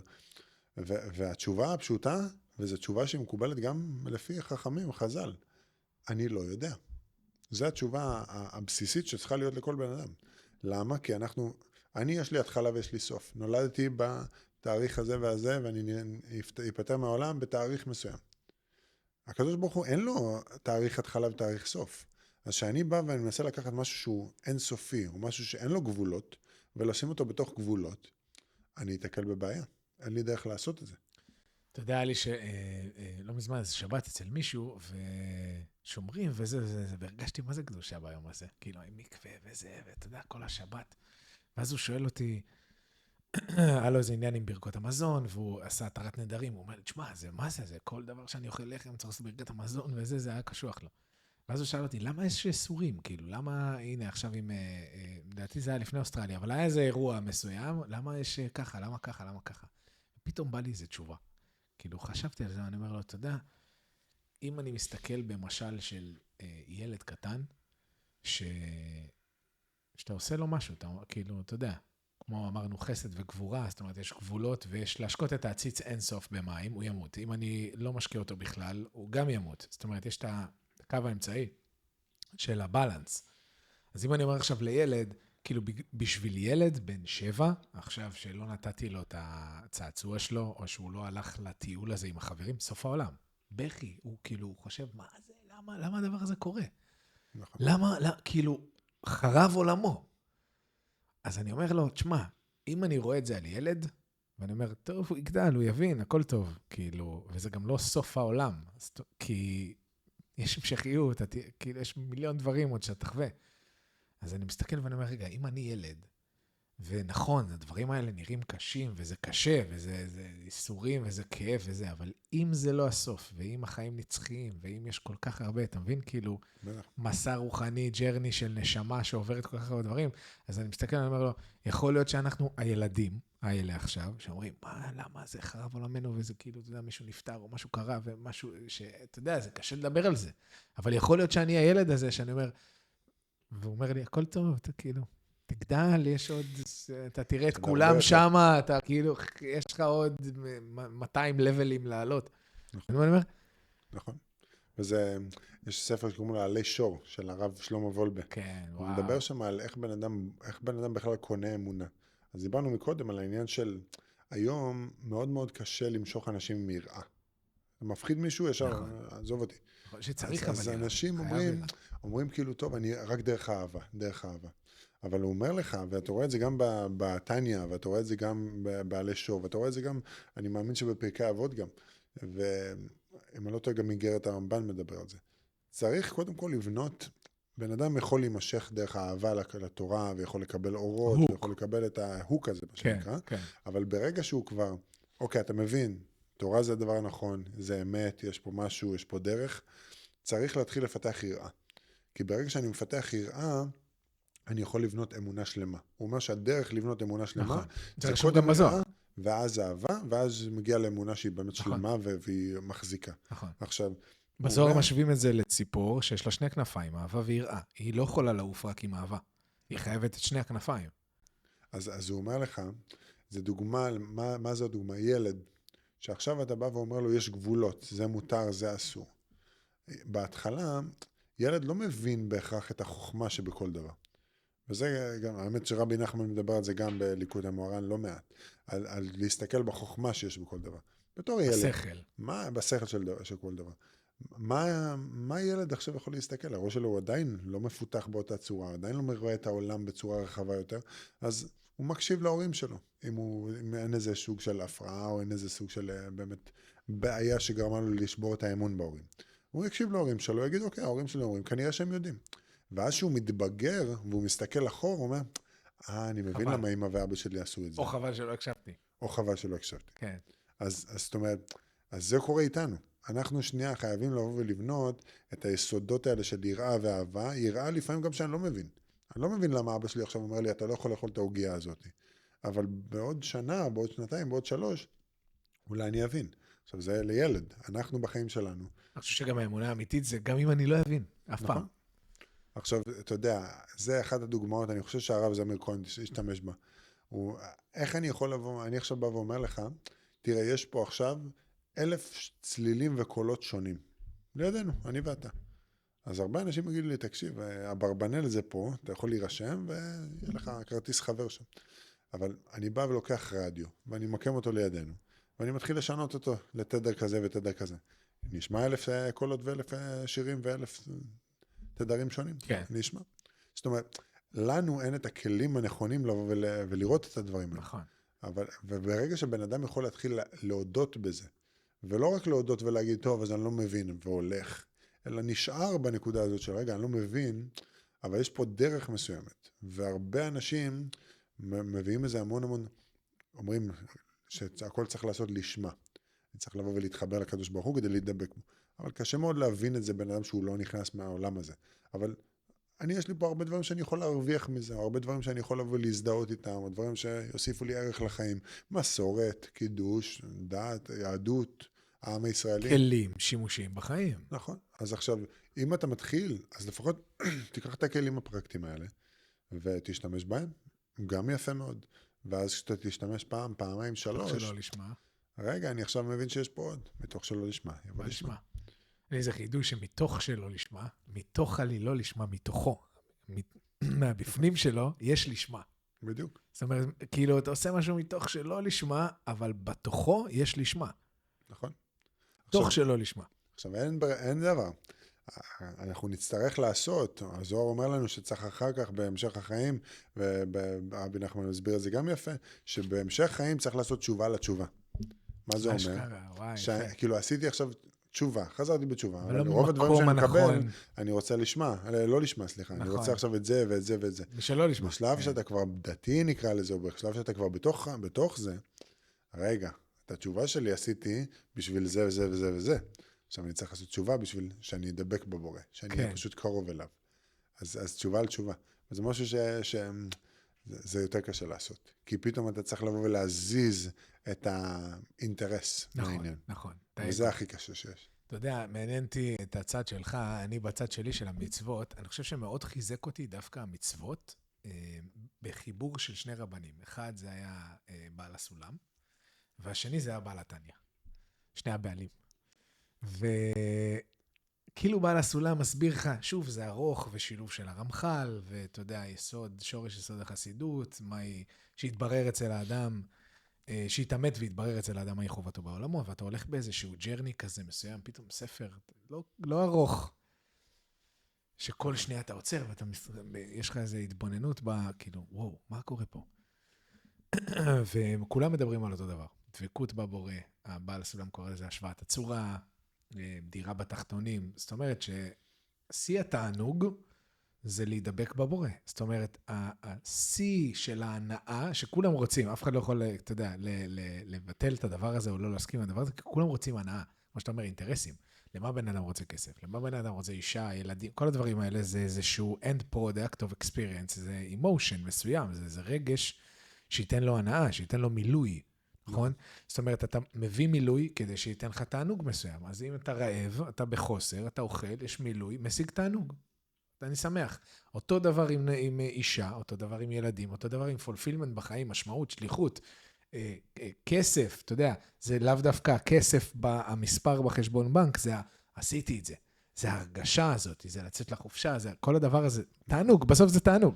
אז הוא אומר לך, איך שאני רואה את זה ברוב, אתה יודע, בבלום ליין, בסיפור, הוא אומר לך, סוף התענוג הכי נצחי, אינסופי, שלא מפסיק להתקיים, שאתה באמת רצון לקבל אינסופי, זאת אומרת, אתה כלי כאילו אינסופי, ורואים את זה היום בעולם, כאילו, יש אינסוף כבר. כאילו, השפע הוא אינסופי. נכון. מה אתה רוצה?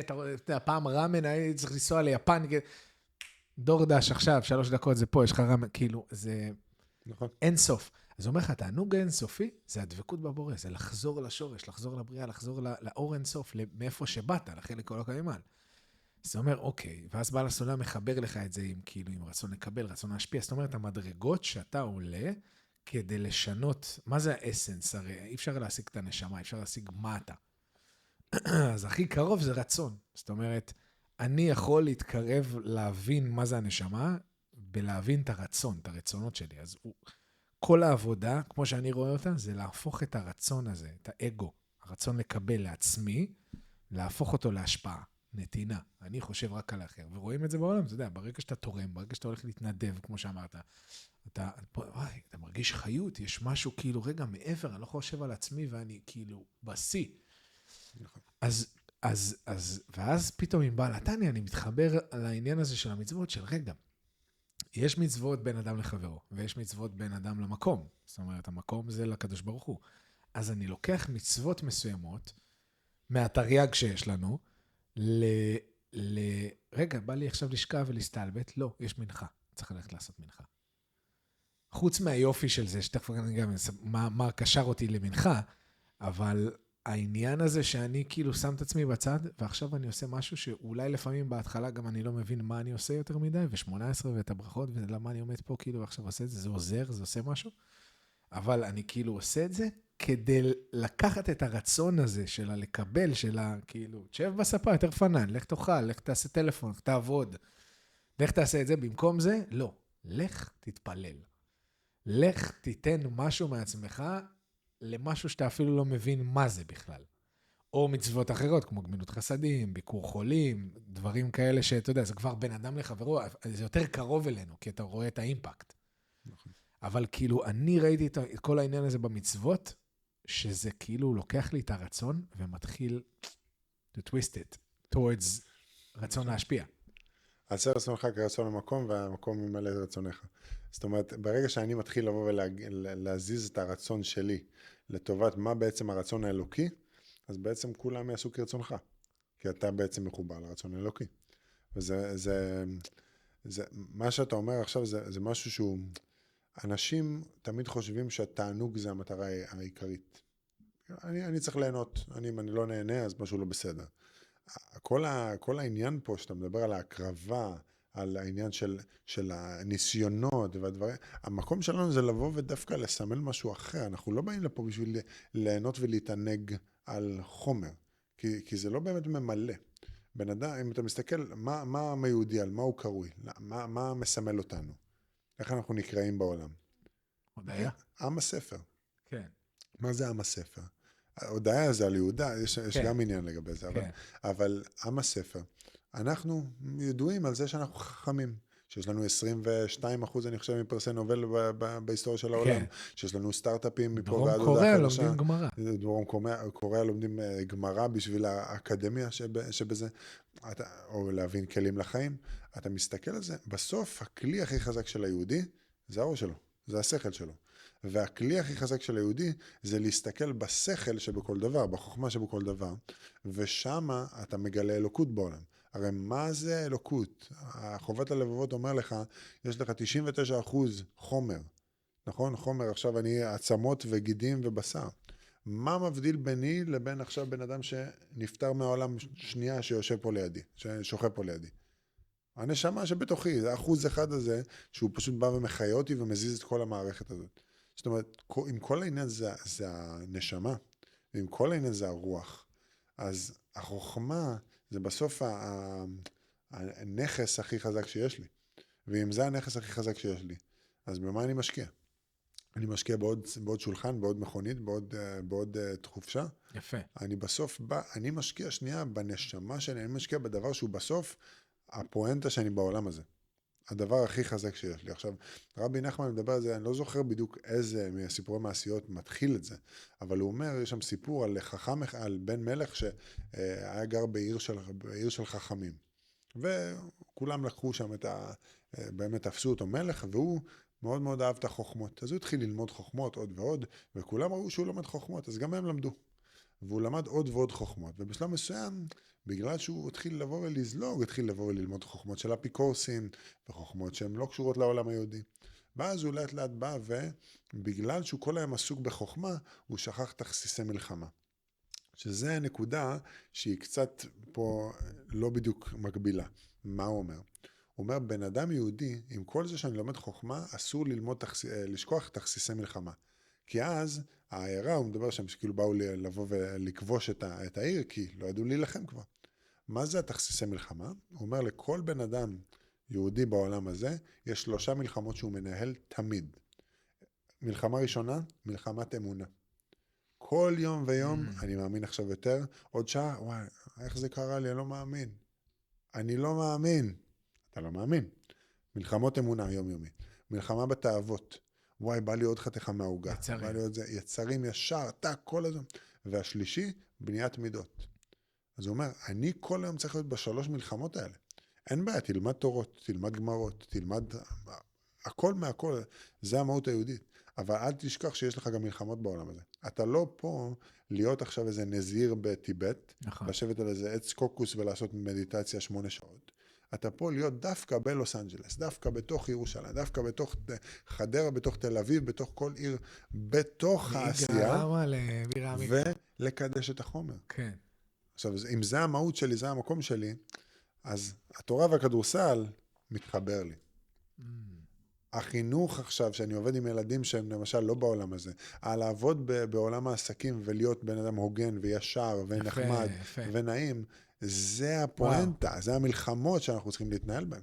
עכשיו, אם אני כל היום בא ונלחם באמונה ובוחר באמונה, אז אני יום יום מנצח. אומרים, איזהו גיבור? הכובש את יצרו. זה המלחמה ביצרים שלי. והעבודת מידות, מסילת ישרים, העניין של איגרת הרמב"ן, האיגרה של... כל המקום הזה של מה אנחנו בכלל בונים פה. כן. מה אני בונה פה? אז אני בונה פה את שלושת המלחמות האלה שאני מנהל, ביחד עם בנייה של חוכמה עם הזמן. ואם אתה מסתכל על זה ככה, שווה להיות יהודי. לחלוטין שווה להיות יהודי. אבל אני רוצה לספר לך, אני לא יודע, אם אנחנו ניקח את זה שנייה קדימה. סיימתי את כל המסע שלי בניו יורק, שהתחלתי כבר לשמור שבת והכל, התחלתי קריירה בהשקעות. והייתי עובד באמת בתור יועץ השקעות בניו יורק, ואז אחרי זה מצאתי את עצמי הגיע ללוס אנג'לס, והתחלתי פה גם קריירה. במשך עבדתי 6 שנים סך הכל בהשקעות. מה זה אומר יועץ השקעות? עבדתי בבנק אוף אמריקה, ובמקום שנקרא JP Morgan Chase. והייתי יועץ השקעות, למשל עכשיו אתה מגיע ואתה אומר לי, יש לי כסף, אני רוצה להשקיע אותו במניות ובתיקי קרנות פנסיה ובביטוחים וכו'. אז אני בא ואני מנסה לבנות לך תיקים שמתאימים למטרות חיים שלך, איך אתה בא וגודל תמיד וצומח, שזה בצורה מצחיקה, זה גם מתחבר לי למסע הרוחני, איך אני בונה, איך אני גודל, איך אני מרחיב, איך אני שנייה מבין לחיות פחות מהאמצעים שלי, כל מיני דברים שכאילו הם משלמים. אסטרטגיות ודברים שהם גם כלים פרקטיים לבן אדם רגיל, עכשיו לבוא לחיות את החיים שלו. ועשיתי את זה במשך כמעט 6 שנים. ואז היה לי פציעה קצת לא נעימה, שאני עדיין סוחב איתי בגב ובירך שלי, שאני עדיין מתמודד איתה.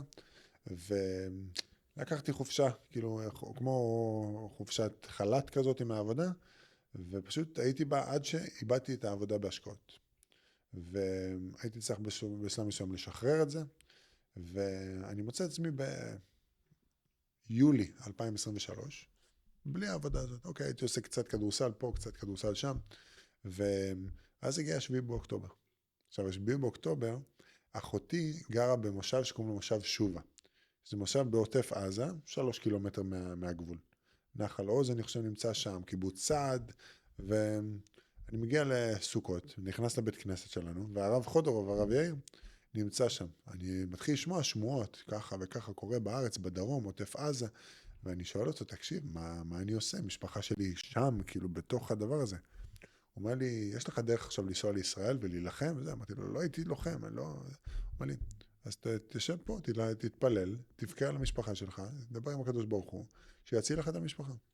עכשיו, פה בארצות הברית, אתה בטח יודע, זה חוגגים יומיים של חג. אז כל שבת, כל ראשון, אני רוקד עם ספר תורה ובוכה את החיים שלי. תציל לי את המשפחה, שלא יהיו חס וחלילה לא חטופים, לא מתים, לא, כאילו, הכי נורא בראש עובר לך.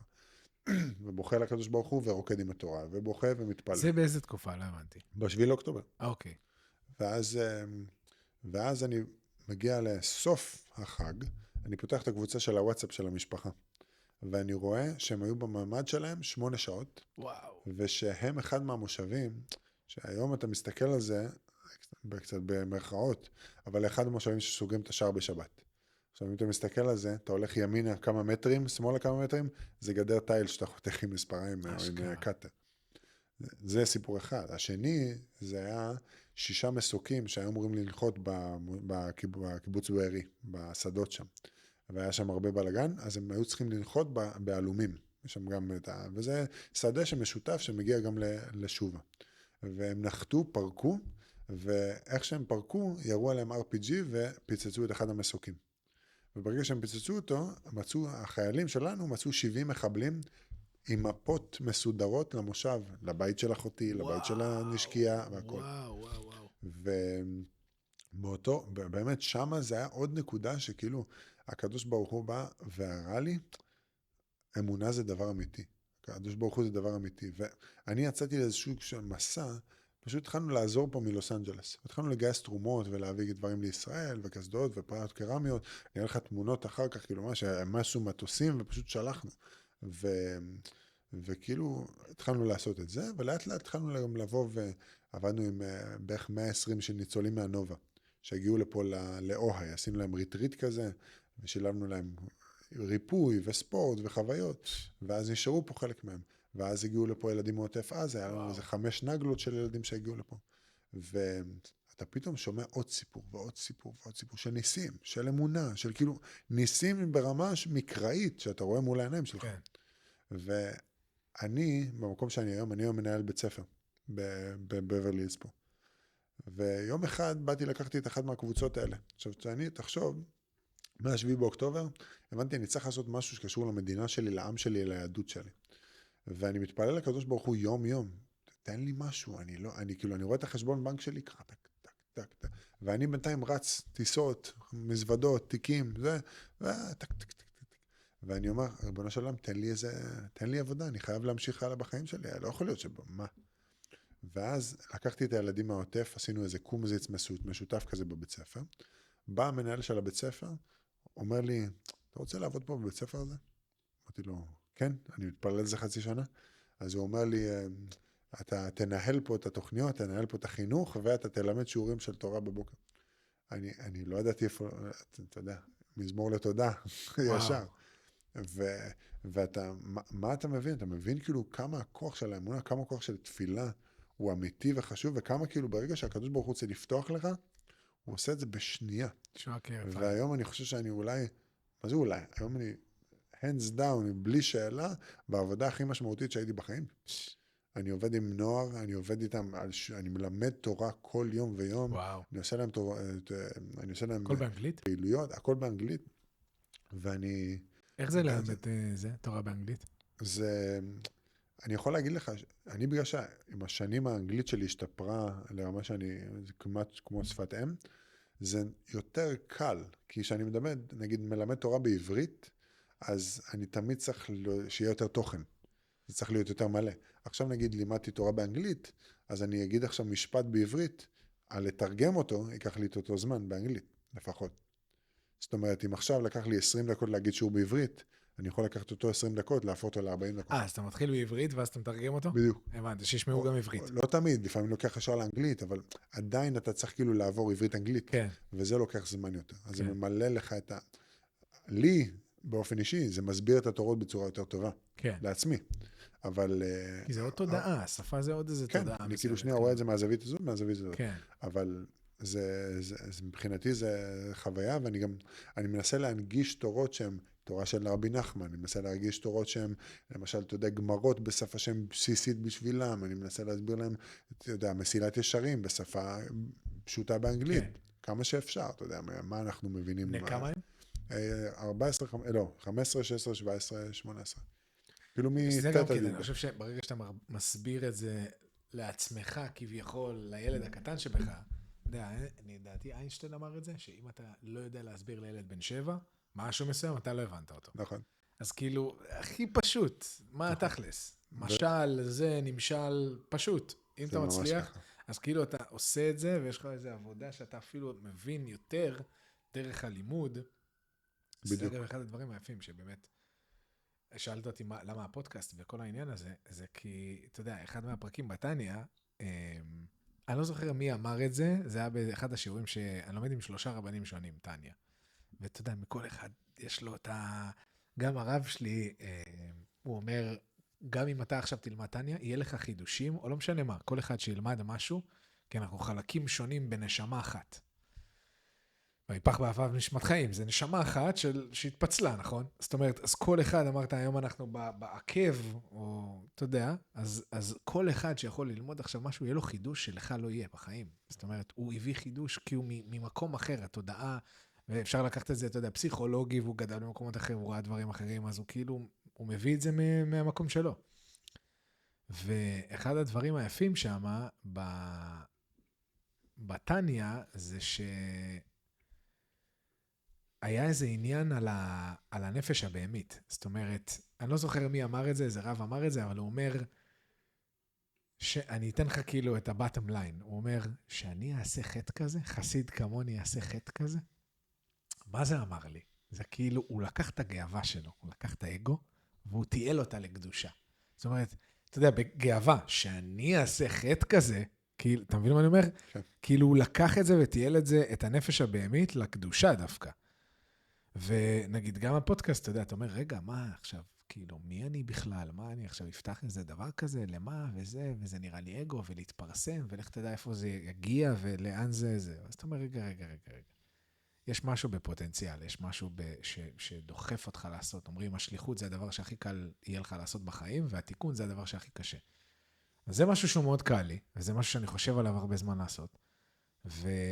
ובלימוד הזה פתאום אמרתי, רגע, אתה יודע מה? כאילו, גם אם זה מגיע, אתה יודע, היה לנו איזה נושא שאני אומר, מה אם אני מביא עכשיו צדקה למישהו, ואם אני חושב, אפרופו בעל הסולם ורצון לקבל, אני אומר, רגע, אולי אני מביא את זה במקום לא נכון, אולי אני באמת רוצה לתת כדי להרגיש טוב. אז הוא אומר, בסוף הבן אדם שנגיד לא הבאת לו. כאילו אמרת, לא, זה לא מהכוונה הנכונה. זה שרצה לאכול, ורצה את המנה הזאת שבאת להביא לו, הוא לא קיבל אותה. הוא אכפת לו מאיפה זה מביא? כאילו מאיזה כוונה אתה באת עכשיו? כן. תתחיל במשהו, כמו שאמרת, משלא לשמה בא לשמה. אז כאילו, תתחיל באיזה משהו מסוים, תביא לו את זה, בסדר, תעבוד על הכוונות. אבל תעשה את המעשה, כאילו בסוף לא עשית איזה מעשה מסוים שהוא טוב, הוא חיובי. אז אותו דבר על הפודקאסט הזה, אותו דבר על כל המהלך הזה שעכשיו שאני עושה בחיים, זה באמת להביא את לא משנה מאיזה מקום זה בא, מתוך שלא לשמה, מתוכו, כאילו מתוכו, מהפנימיות שלו, הוא לשמה. כי אתה יודע, בסוף זה הנשמה. נכון. וזה, אני חושב שהיום, הרב יאשיהו פינטו דיבר על זה הרבה בשיעורים שלו. הוא אומר שבן אדם בסוף היום פתוח לו הכל מהכל. אני יכול לקחת את הטלפון לנייד שלי, ואני יכול בשנייה להיכנס לשיעורים מכל טוב, מכל הרבנים הכי גדולים, מכל הקדושים שיש, מכל הדורות שנאספו. מהצד שני, אני יכול ללכת לטומאות הכי גדולות שיש. זאת אומרת, אם כבר העולם הזה פרוץ ככה, אז לפחות שיהיה את המענה הרוחני הגבוה הזה, במקומות שהכי קדושים והכי טובים שיש. זאת אומרת, היום אני חושב שלפעמים, אני יודע את זה על עצמי, שאני ראיתי אנשים שהם לבושים כמוני אולי, או שאנשים שבאים ומדברים בשפה שהיא אולי יותר ישיבתית מדי, או אולי יותר נוקשה מדי, או יותר מדי יראה, זה כאילו סגר אותי ודחה לי את זה, ישר סגרתי את האוזניים ולא היה עם מי לדבר. ופתאום צריך את הגירוי הזה. אני יוצא לי, באמת, אחד הדברים הכי מיוחדים שיש לי, זה שיש כמה חבר'ה שהם שרדו את הפסטיבל של הנובה, שאני לומד איתם היום על בסיס כמעט שבועי. ואנחנו לומדים שיעורי תורה, וכל הסיבה שהתחברנו אחד לשני, זה כי אני בא להם בפשטות ואומר להם, אני הייתי אותו דבר. אני הייתי במקום שלך, אני אותו דבר כמוך. זה שעכשיו אני לבוש קצת אחרת, אחד הדברים שאנשים שחוזרים בתשובה קצת מפספסים, זה שאני משנה את הלבוש שלי, זה שאני קורא לעצמי דתי, זה שאני לובש שומר שבת ושם תפילין, זה לא עושה אותך דתי. מה שהעבודה האמיתית פה, התכסיסי מלחמה שדיברנו עליהם פה, זה לשנות את המהות שלי. האם אני נהיה בן אדם דתי במהות שלי? התפורה זה תפורה. אני לובש דברים שאני לובש, או אני עושה דברים מסוימים, כי זה מוסיף לי לעבודת השם שלי, זה מוסיף לי לעבודה של הבניית מידות שלי. אם אני לא הייתי לובש שחור לבן, אני הייתי מרשה לעצמי אולי לעשות דברים אחרים שהיום אני לא מרשה לעצמי. כן. אם לא הייתי לובש ציצית, הייתי בא ושם את עצמי בסיטואציות שכנראה אני לא צריך להיות בהן.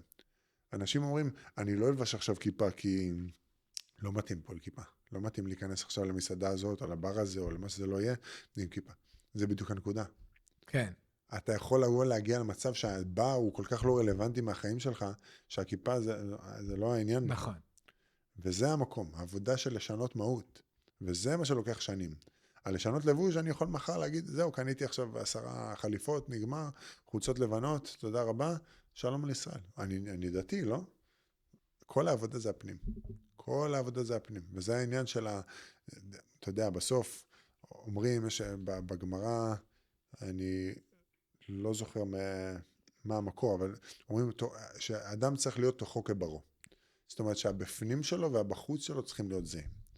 וזה העבודה. עכשיו, אם אני בא ואני, בדיוק אם זה אחד בפה ואחד בלב, אם אני בא ואני חי חיים כפולים, אז אתה לא באמת מגיע ליישוב דת, לעמוד אמצע הזה שדיברנו מקודם. כן. אתה לא מצליח להגיע לשם.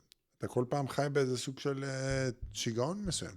למה? כי מצד אחד אתה דתי, מצד אחד אני אוהב את החיים החילוניים שלי עדיין. וזה משהו שהוא מובן, אבל העבודה היא לחבר בין שתי הנקודות בסוף. וזה אני חושב משהו שפודקאסטים ודברים כאלה של הבנה שנייה של מה המהות ומה היסוד ומה השורש של הדברים, זה עוזר לבן אדם שנייה לבוא ובאמת לשנות את מי שהוא. ממש, לגמרי. זה מה שעזר לי. תשמע, לראות, אני חושב, אחד הדברים שדיברנו עליהם זה גם לראות בן אדם מצליח, זאת אומרת שאתה מהעולם, אתה יודע, מהצד השני נקרא לזה ככה, זה אותו צד בסוף. אני מכיר אנשים שהם הכי חילוניים, והחסדים שהם עושים בסתר, והמידות שיש להם, והצניעות שיש להם, אתה אומר, וואו, כאילו, ואין לו כיפה ואין לו כלום, והבן אדם כאילו, וואו, באמת, וואו, הלוואי, כאילו, אני אהיה בקרסוליים שלו. נכון. אבל יש משהו שמאוד מושך בעולם הזה, פתאום לראות בן אדם שמשלב את הדברים האלה, שאני חושב שזה, כמו שאמרת, זה עבודת היהדות. זה לא, אתה יודע, אני עשיתי סיבוב רוחני מאוד, טקסים, ויפסנות, מדיטציה, כאילו אני באתי דווקא מג'רני אחר, מג'רני שכאילו אין סיכוי שזה זה. כאילו, תמיד היה לי כאילו, טוב, זה בית, גינה, כלב, דשא, זה לא, זה אין סיכוי. יש פה משהו, מה השליחות שלי, מה המשמעות שלי, תמיד זה היה זה.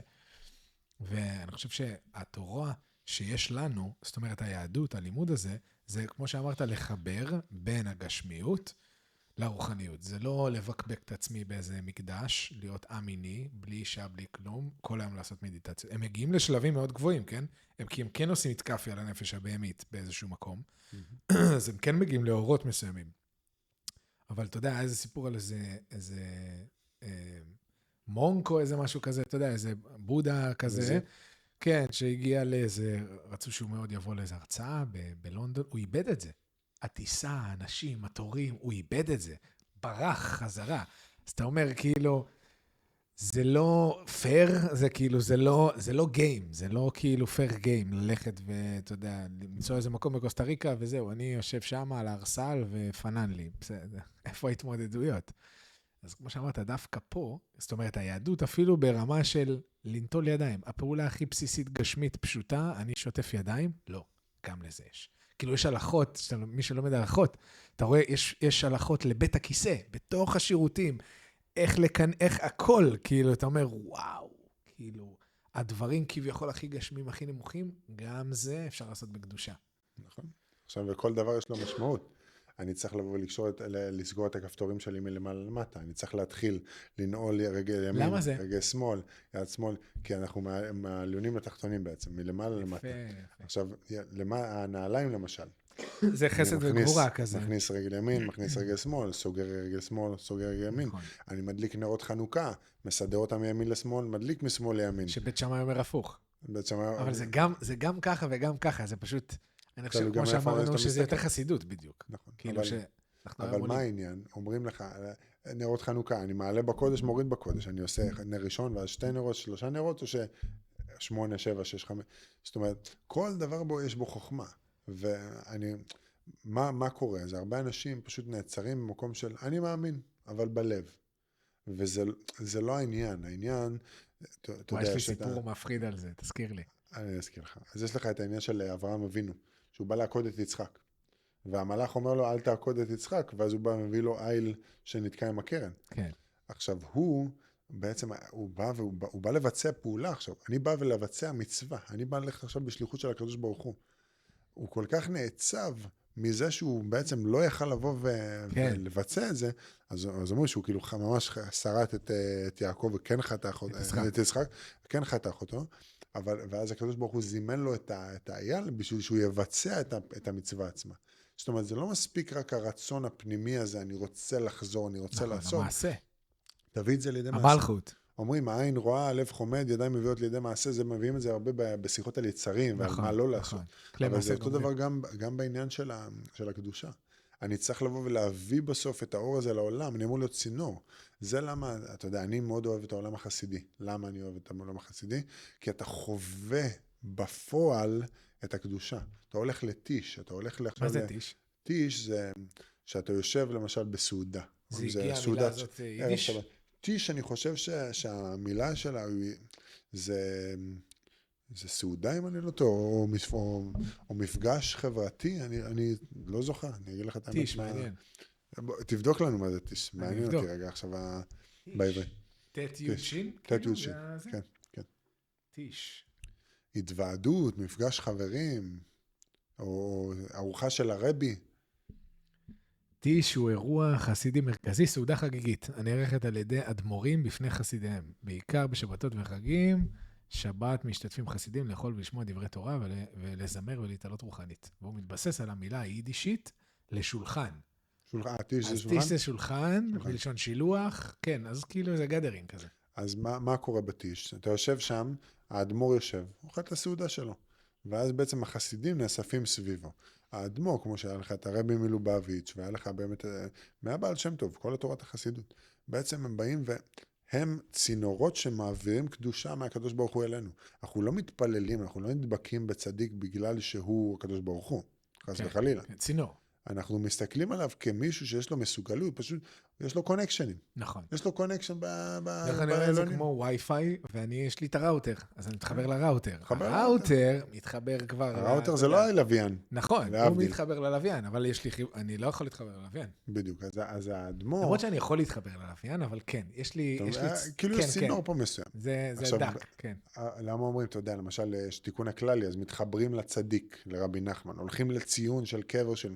אני הולך לציון של קבר של צדיק, של דוד המלך, של יוסף הצדיק, אני הולך לאברהם ויצחק ויעקב במערת המכפלה. למה אני הולך לשם?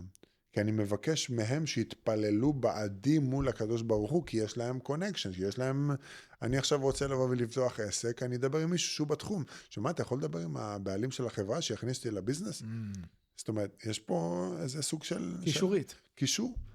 וכל העניין זה שהאדמו"ר בעצם אוכל, והוא מושך אור רוחני בסעודה שלו. למה? כי הוא יודע לכוון, כי הוא שומר על עצמו בקדושה וטהרה יותר גבוהה מבן אדם רגיל. המידות יותר נקיות. אז ברגע שבן אדם הוא פחות גשמי, בהכרח הוא יותר רוחני. אז אם הוא יותר רוחני, הוא יותר קרוב לקדוש ברוך הוא. אז הוא מעביר בעצם את השפע. אז למשל הוא עכשיו אוכל, הוא אוכל עכשיו קוגל, הוא אוכל עכשיו דג. אז הוא ייקח קצת, הוא יאכל ממנו, ואז את השאר הוא יחלק לכל החסידים. ואז שאתה אוכל את האוכל, אתה בעצם מקבל מהאור הרוחני שהוא משך למטה. כן, וואי, יפה. עכשיו, אתה רואה ריקודים שלהם, אתה רואה הכנסת ספר תורה, אתה רואה עכשיו את הטיש, הם רוקדים, עומדים לך לבמות.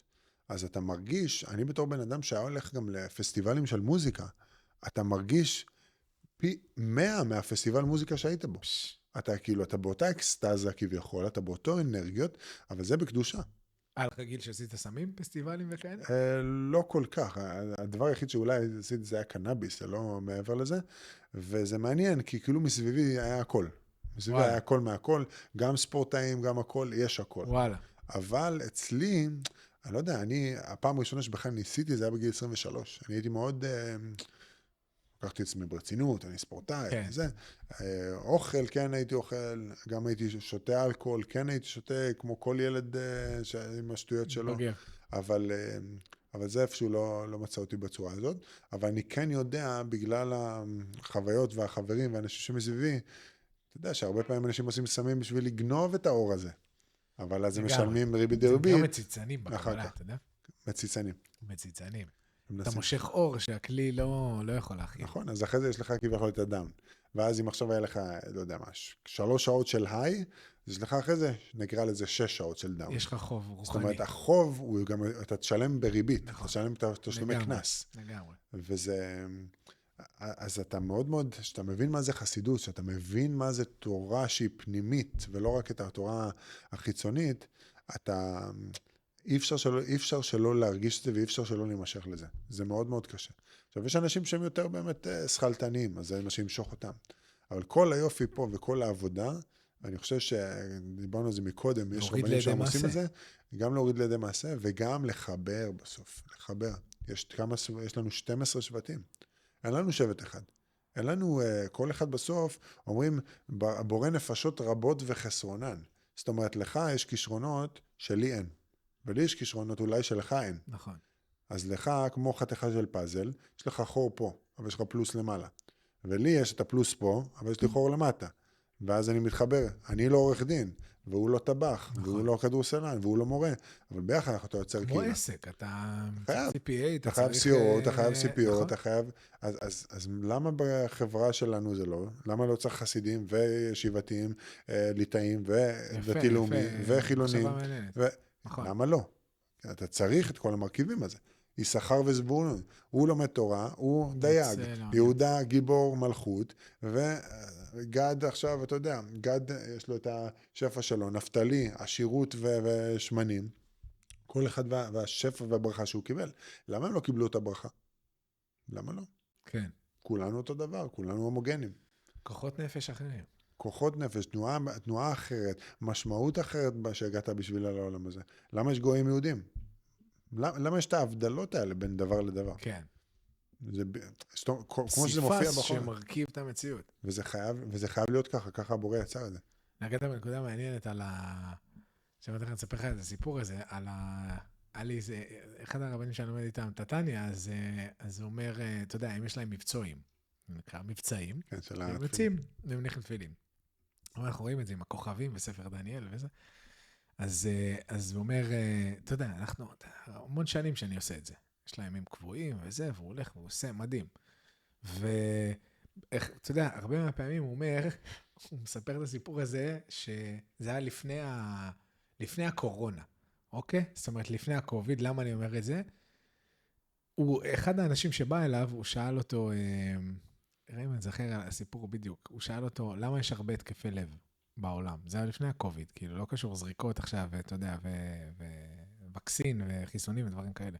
למה יש הרבה התקפי לב? הוא אומר, לא, למה? כאילו, זה אחד מהראשונים. בתכלס, כאילו, היום, התקפי לב זה אחד מהראשונים. אתה חושב שזה דברים אחרים, סרטן וזה, התקפי לב זה אחד מהראשונים. זה מה אתה חושב, עכשיו הוא לקח את זה למקום מצחיק, כאילו הוא אומר, אני במבצעים שלי, אני הרבה פעמים בא להניח לאנשים תפילין, אתה יהודי, בוא תניח תפילין, תעשה משהו מהיהדות, מהמצווה. אז הוא אומר, לא, אני יהודי בלב. אז הוא אומר, הרבה אנשים שמים הרבה דברים על הלב. נכון. בגלל זה יש התקפי לב. נכון. אבל בסוף אתה צריך להביא לידי מעשה. זאת אומרת, בדיוק. המהלך הזה בראש, אתה אומר, לא, יש לי קשר, זה, אבל אני אוהב את אשתי. אוקיי. אני אומר לה שאני אוהב אותה וזה, כן, אין בעיה. מה, אבל היא צריכה שתקפיץ אותה מאיזה מקום? לא, עד לכאן. כאילו, איפה המעשה? צריך להיות מעשה. גם המעשה וגם... כי אנחנו בעולם מעשייה, אנחנו בעולם של הלעשות, לקום, לטרוח, לעשות אנרגיה, להוציא אנרגיה מסוימת, לעשות פעולה. וזה נקרא עולם העשייה. כן. זה בדיוק העולם שאנחנו נמצאים בו. כן. עכשיו, תחשוב על זה שגם המעשה וגם הכוונה שמאחורי המעשה. זאת אומרת, אם אני עכשיו... זה השילוב האולטימטיבי. זה היין והכוס. בדיוק. עכשיו, אם אני עכשיו מגיע לעבודה, אבל אני לא סובל את העבודה שלי, מה עשיתי בזה? אתה תעבוד, אתה תעשה קצת כסף, אתה תחיה. אבל אתה לא... מת חי. אז אתה תגיד לי, אשתך, אני אוהב אותך, אבל בלב אתה לא סובל אותך. זה לא מחזיק לאורך זמן, וכל העניין פה אני חושב שהעבודה זה ליצור משהו שהוא יחזיק לאורך זמן. אני עכשיו יוצר מציאות בחיים שלי, שהיא בפנים ובחוץ, היא זהה, היא רצה לאורך זמן, אני יכול לחיות את החיים שלי, אני יכול להעביר את זה הלאה, אני יכול להיות דמות שהיא בוחרת באמת, ולא בוחרת בשקר. אני יכול להיות בן אדם שהוא מנסה להיות מודל לחיקוי למשפחה שלו, לחברים, לא יודע, מי שרוצה לשמוע ולהקשיב. אבל זה העבודה בסוף, ואני חושב אתה יודע, דיברת על העניין של למה כל אחד בא ומשלים את השני. עכשיו היית רואה קשת בענן. אם היה רק בצבע אחד, זה היה מעניין באותה מודע. למה זה מעניין? יש לך סגול, יש לך כחול, יש לך ירוק, יש לך... אז אתה חייב את כל המיקס הזה, ואחרי זה, הירוק יכול להשפיע... יש דיבורים מעניינים על הקשת בענן, כי זה הירוק יכול להשפיע, כן, הירוק יכול להשפיע לך על האדום, והאדום יכול להשפיע... ואז אתה מקבל מכלול שהוא יותר שלם. שילוב. וכל זה ביחד עם המקום של... אני עכשיו משתפר ומשתדרג במקום שלי, אתה משתדרג במקום שלך. אנחנו שתינו באים באמת עם רצון טוב, וכוונה טובה בתוך הדברים האלה, אז הדברים מסתדרים. זה אני חושב שזה הקי, העניין הזה של הרצון, ששנינו באותו רצון. יש סיפור שאם בן אדם עכשיו הולך למסיבה, וחבר שלו המארגן, והוא יודע שהוא הולך לעזור לחבר הזה במסיבה, להפיק אותה, לא משנה, מה שהוא צריך, אני פה בשבילו, כפר עליו, אני מכור אליו, אין דברים כאלה, החבר הכי טוב שלי, מה הוא צריך, כאילו כל הרצון שלי, במטרה שלי לבוא לאירוע הזה, זה לעזור לו. שיהיה, לא משנה מה הוא צריך לעשות, אני עוזר לו. ועוד חבר שלו מגיע, שאני לא מכיר, והוא גם באותו מטרה. חבר מאוד טוב שלו, מכיר אותו מהצבא, מישהו שאני לא מכיר. והוא גם רוצה לעזור. שאנחנו ניפגש, גם אם אנחנו אתה יודע, אנשים שונים בחיים, אבל הרצון שלנו משותף, יהיה חיבור, יהיה מאץ'. נכון. וזה הרבה פעמים בעל הסולם מדבר על זה, על השוואת הצורה. זאת אומרת, עשה רצונך כרצונו, להתחבר לרצון האלוקי הזה. אז אם הוא משפיע אינסוף, אני גם צריך להשפיע אינסוף. אז אם אני רוצה להתקרב אליו, אני צריך לעשות השוואת הצורה, אני צריך להשוות את הצורה שלי. מה זה הצורה? הרצון. אני צריך להשוות את הרצון שלי, להיות משפיע כמו הבורא. נכון. ואם אני בתודעה של בורא, זאת אומרת, בתודעה של משפיע, אני מתקרב אליו. נכון, עכשיו. סיפור שני זה מידות, ואתה יודע, מה הוא רחום, אף אתה רחום, מה הוא חנון, אף אתה חנון. זאת אומרת, אתה עולה במדרגות האלה, אבל אני חושב שהרצון, שברגע, כמו שאתה אומר, חסידים מתכנסים, אדמו"רים, יש רצון משותף, כולם towards העבודה הזאת של השם, עבודת השם. אני חושב שמה שאני מסכם את זה, זה שיש שם תמיד אש ותשוקה לדבר. ברגע שיש אש ותשוקה לדבר, אני בתור בן אדם שכל חייו, בכל התחומים שעבדתי בהם, תמיד חיפשתי איך אני עם תשוקה ופשן לדבר הזה, אז פתאום אתה מוצא את זה, את הפשן ואת הדבר. עכשיו, כל אחד מביא פשן ומביא את ההתלהבות שלו בצורה אחרת, אבל כשאני רואה אנשים קופצים באמת בטירוף, ושהם כל כך חיים את הדבר, זה גורם לך לחשוב. ושתדע שלמשל, אני מעצמי, אם הייתי יכול לחיות ולהתלבש איך שאני רוצה, הייתי לובש כבר רקל, שזה המעיל הארוך, כל יום. והייתי לובש טריימל, והייתי לוקח על עצמי עוד דברים. אבל גם האדמו"ר של ביאלה, וגם הרב חודורוב, וגם באמת כל הרבנים שאני קרוב אליהם, אומרים לי, אתה עוסק בעבודה שהיא מתווכת בין העולם הזה לעולם הזה. יפה. אתה רוצה בשבת? תלבש. ואני באמת בשבת, כובע אנחנו באותו סנריו, שתדע. אבל מקום שכאילו... אתה שנייה עובד עכשיו במקום שאתה בגשר. אתה יש לך לוק. לך תתפגוש אותם באמצע. לגמרי. וזה החלטה שלא אינטימידייטד. זה החלטה שאני קיבלתי ביחד, כאילו הם קיבלו והם קיבלתי אותה לחלוטין, וגם עם אשתי, אנחנו כאילו קיבלנו את המקום של, אין בעיה, אני אולי שם, אבל אנחנו שנייה חייבים להשוות את עצמנו, להיות בגשר, או למצוא נקודות ממשק בגשר. מה השליחות שלך, כמו שאתה אומר? כי אני חושב שאנחנו מדברים על זה הרבה עם החברים, בדיוק כמו שאמרת, שאנשים אומרים לי, תשמע, יש לך, הלוק, זה לא עכשיו רב עם זקן, כאילו אנשים שאני לא יכול לגשת אליהם, אתה יכול לגשת אליהם. נכון. ואני אומר, וזה אותו דבר בדיוק כמו שאתה אומר. בדיוק, וזה מאוד מאוד חשוב. עכשיו, אתה אמרת על העניין של המשפיע ומושפע, זה גלישה, זה נושא מטורף. זאת אומרת, אתה לא, באמת, אתה בטוח מכיר, יש לך המון את העניין של המשפיע ונשפע, את הזוכרה והנוקבה, ואני חושב שהיום... אתה יודע מה היה לי חידוש, רק סליחה, מחילה שאני כותב אותך, חידוש אחד היפים, היה פה את הרב ישוע מרגלית, אתה עליו? אז היה לי עוד איזו שיחה עם חבדניק שאני מאוד מעריך, והיה איזה חידוש ברב גינסבורג. שמעת על הרב גינסבורג? הוא נתן הרבה חידושים, פניני התניא. בלייקווד? לא, בארץ, כפר חב"ד, והוא נתן הרבה חידושים על התניא, בעקבות, הוא מאוד זקן היום, בעקבות רבי מלובביץ', הוא שאומר לו, אתה מיוחד, אתה עושה לי חידושים לתניא, אתה כאילו הולך, עושה ביורים. וכל הביורים שמה שראית פה הספר וזה, זה נגזרות ממנו, הרב גינסבורג, מאוד ממליץ, כאילו, באמת, קודש קודשים, ואחד האבא של, אחד הרבנים שאני לומד איתם, הגיע פה לביקור, האבא של אשתו. אז הוא נתן לי חידוש מאוד מעניין. אמרתי לו, הוא דיבר על זה שהרב גינסבורג דיבר על אחדות, הרבה על אחדות. עכשיו יש דיבור מאוד חזק, אחדות, כמו שאתה אומר, הפסיפס הזה צריך לאחד אותו, אהבת לרעך כמוך, האחדות של הארץ. והוא דיבר על העניין הזה של חב"ד ומה המטרה שלהם. אז אמרתי לו, אבל גם ברסלב, כאילו, ברסלב מהמם. כאילו, אני מאוד תורץ חב"ד ומאוד תורץ ברסלב, כאילו, אני אוהב את שניהם. אז הוא אומר לי,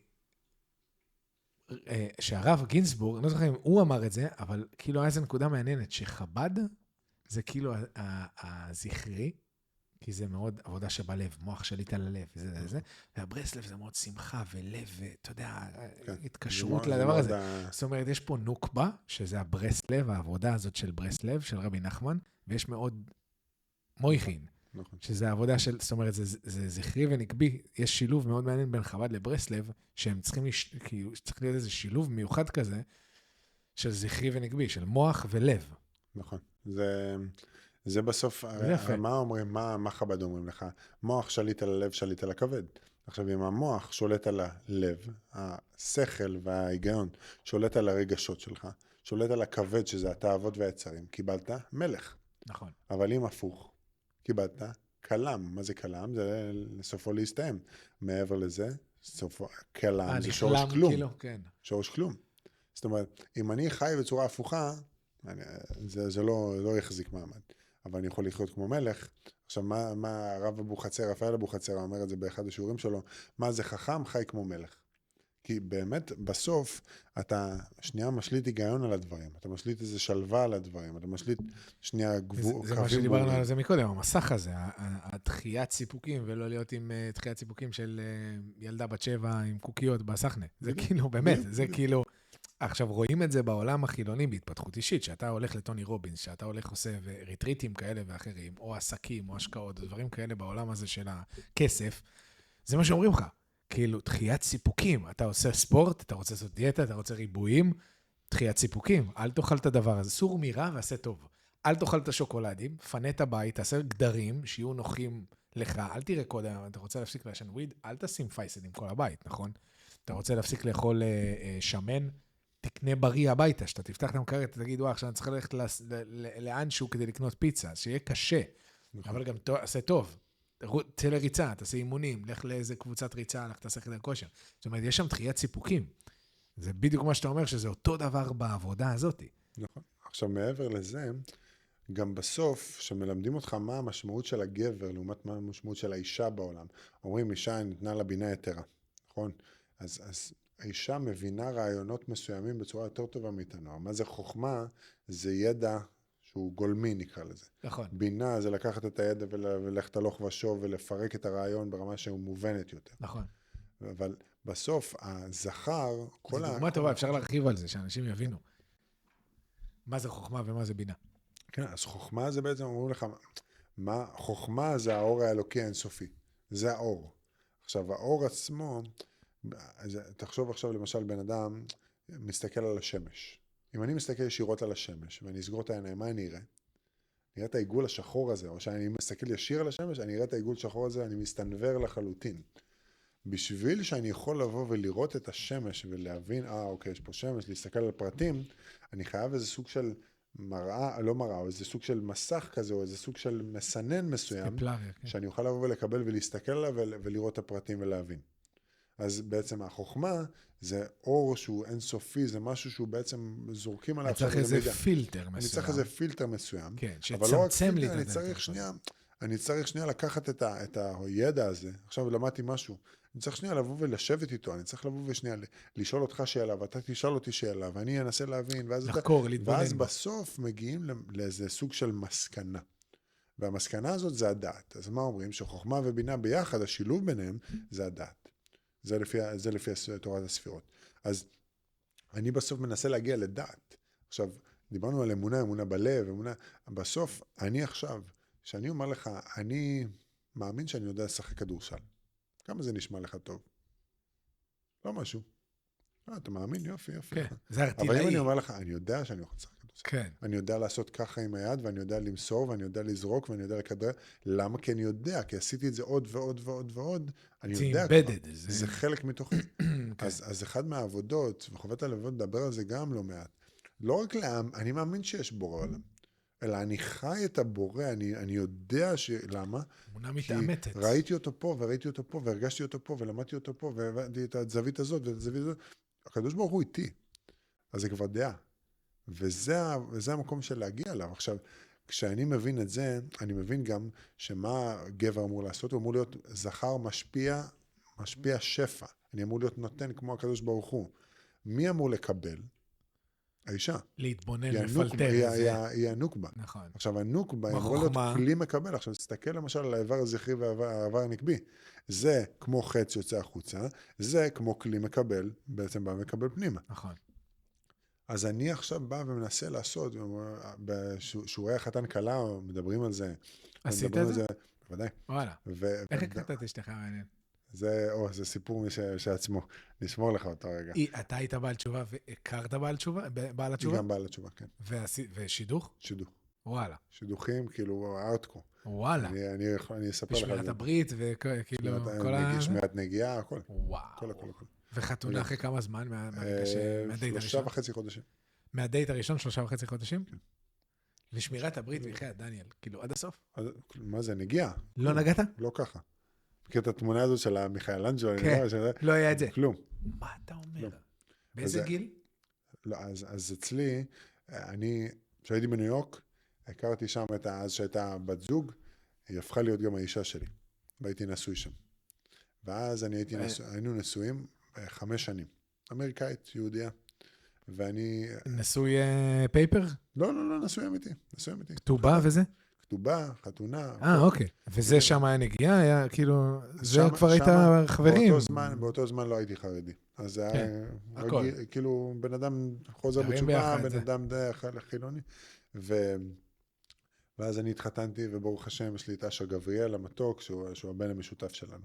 ואז עברנו לפה ללוס אנג'לס, ובאמת עם השנים הבנו שיש הרבה הבדלים, גם בתרבויות, גם בהשקפה, המון הבדלים, וזה פשוט נגמר אחרי כמה שנים. הבן שלך ממנה גבריאל. אשר גבריאל, על שם גבריאל, ואשר על שם אבא שלי, זיכרונו לברכה. אשכרה.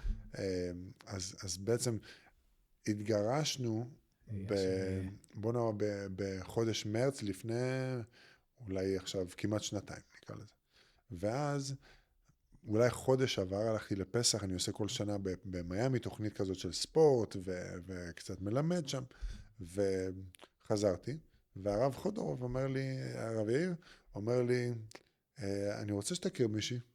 היא באה עם אמא שלה לביקור פה, אחותה גרה פה גם. אמרתי לו, מה, אתה רציני? אני עכשיו, כאילו, רק עכשיו סיימתי, תן לי שנייה לנשום, עזוב אותי, עברתי תקופה קשה, די, לא. הוא אמר לי, לא, אתה חייב, באמת, תפגוש אותה פעם אחת, בשבילי. אמרתי, אוקיי, טוב, אני פוגש אותה. אני מגיע איתה, פגישה ראשונה. אמרתי, תקשיב, יש פה משהו מיוחד. וואו. הבנתי כבר שישראלית, מחדרה, משלנו. יש חיבור אחר, אין פה מה. וחיבור אחר לחלוטין, ופשוט כאילו, אמרתי, טוב, יש פה משהו. ואז באמת יצאנו אולי 1.5 חודשים, ואז הגיע השלב שכאילו נגמר לה ויזה פה, היא באה לחזור לארץ. אמרתי לה, תראה, אני מצטער, אני לא יכול להתחתן איתך לפני שאת מכירה את המשפחה שלי. טוב, ושם זה, ואני בדיוק התחלתי עם מחנות של קיץ כזה, ואמרתי לה, תראי, הדבר היחיד שאני יכול לתת לך שהוא חשוב לי, פגשתי את האדמו"ר ביאלה, הוא הביא לי כמו קלף כזה של ערבה מסוכות שחובטים, וזה כאילו סגולה גם לזרע, גם לזיווג, גם לפרנסה, יש לזה הרבה סגולות שמקבלים מזה, ואוקיי, הביא לי את זה, שמרתי אותו. אמרתי לה, אני נותן לך את זה, קחי את זה, תדעי שאני רציני, אבל עד שאת לא פוגשת את המשפחה שלי, לא אתקדם. וכמה היית? מה, לפני שנתיים. שזה? לפני שנתיים, 32. 32? ואז היא מתקשרת עליי. והיא באה לתשובה, אתם באותו ראש. היא חוזרת בתשובה גם, והיא גם חסידות, חזרה. כאילו מאיפה היא? היא מקום של ספרדי חרדי, חזרה, ואני חושב שהיא מאוד מאוד נהנית מהעולם החסידי. זה באמת מסע, כי אני כבר שנים מכיר את העולם החסידי, אז לי זה יושב בצורה אחרת. אז היא יותר חדשה בתשובה שלה? כן, אבל לא, כאילו, בוא נאמר, בשנים כן, אבל היא תמיד גדלה עם מסורת, היא גדלה קצת אחרת ממני. אבל אז יומיים אחרי זה היא שולחת לי סלפי עם אמא שלי ואחותי. אמרתי לעצמי, תקשיב, אישה כזאת היא אמיצה, הולכת בלעדיי, פוגשת אותם. היא עשתה בשבילי מהלך כזה, אני עושה מהלך בשבילה. באמצע המחנות קיץ, תפסתי טיסה, הגעתי ביום שישי בבוקר לדלת של אמא שלה, תיאמתי את זה עם אמא שלה, וואו. דפקתי לה בדלת, חיכיתי להם את הבית. שבת בישראל, חזרתי במוצאי שבת חזרה לפה. וואו. ואז חודש אחרי זה, הכנו את החתונה, היא הכינה בישראל, ואני ניסיתי לעזור מפה כמה שאפשר. כמה אפשר כבר מפה. וכל הלונג דיסטנס הזה, וכל טלפונים כל היום, כאילו מה? וואו.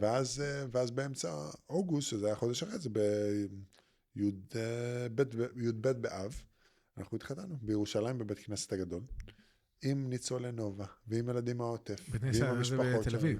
בירושלים.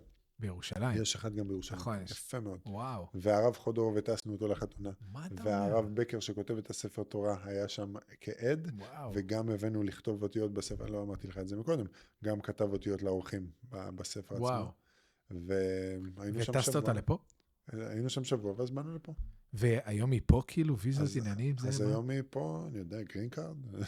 מה אתה אומר? אני אזרח כבר. הבנתי. אז והיום יש לנו את אביגיל המתוקה, בת 4.5 חודשים. מזל טוב. וואו, אחי. מזל טוב. היא עכשיו דווקא בישראל, הם מכינים שם את ההכנסה וכל הדברים האלה. אביגיל, איזה שם יפה. וזהו, בעזרת השם, אנחנו כאילו בשלב אחר, ועכשיו אני מקבל ממנה... כמה זמן? אז שנתיים כאילו אתם פה ביחד? אנחנו אפילו פחות משנתיים. איך היא אינטגרייט, כאילו, איך היא מסתדרת?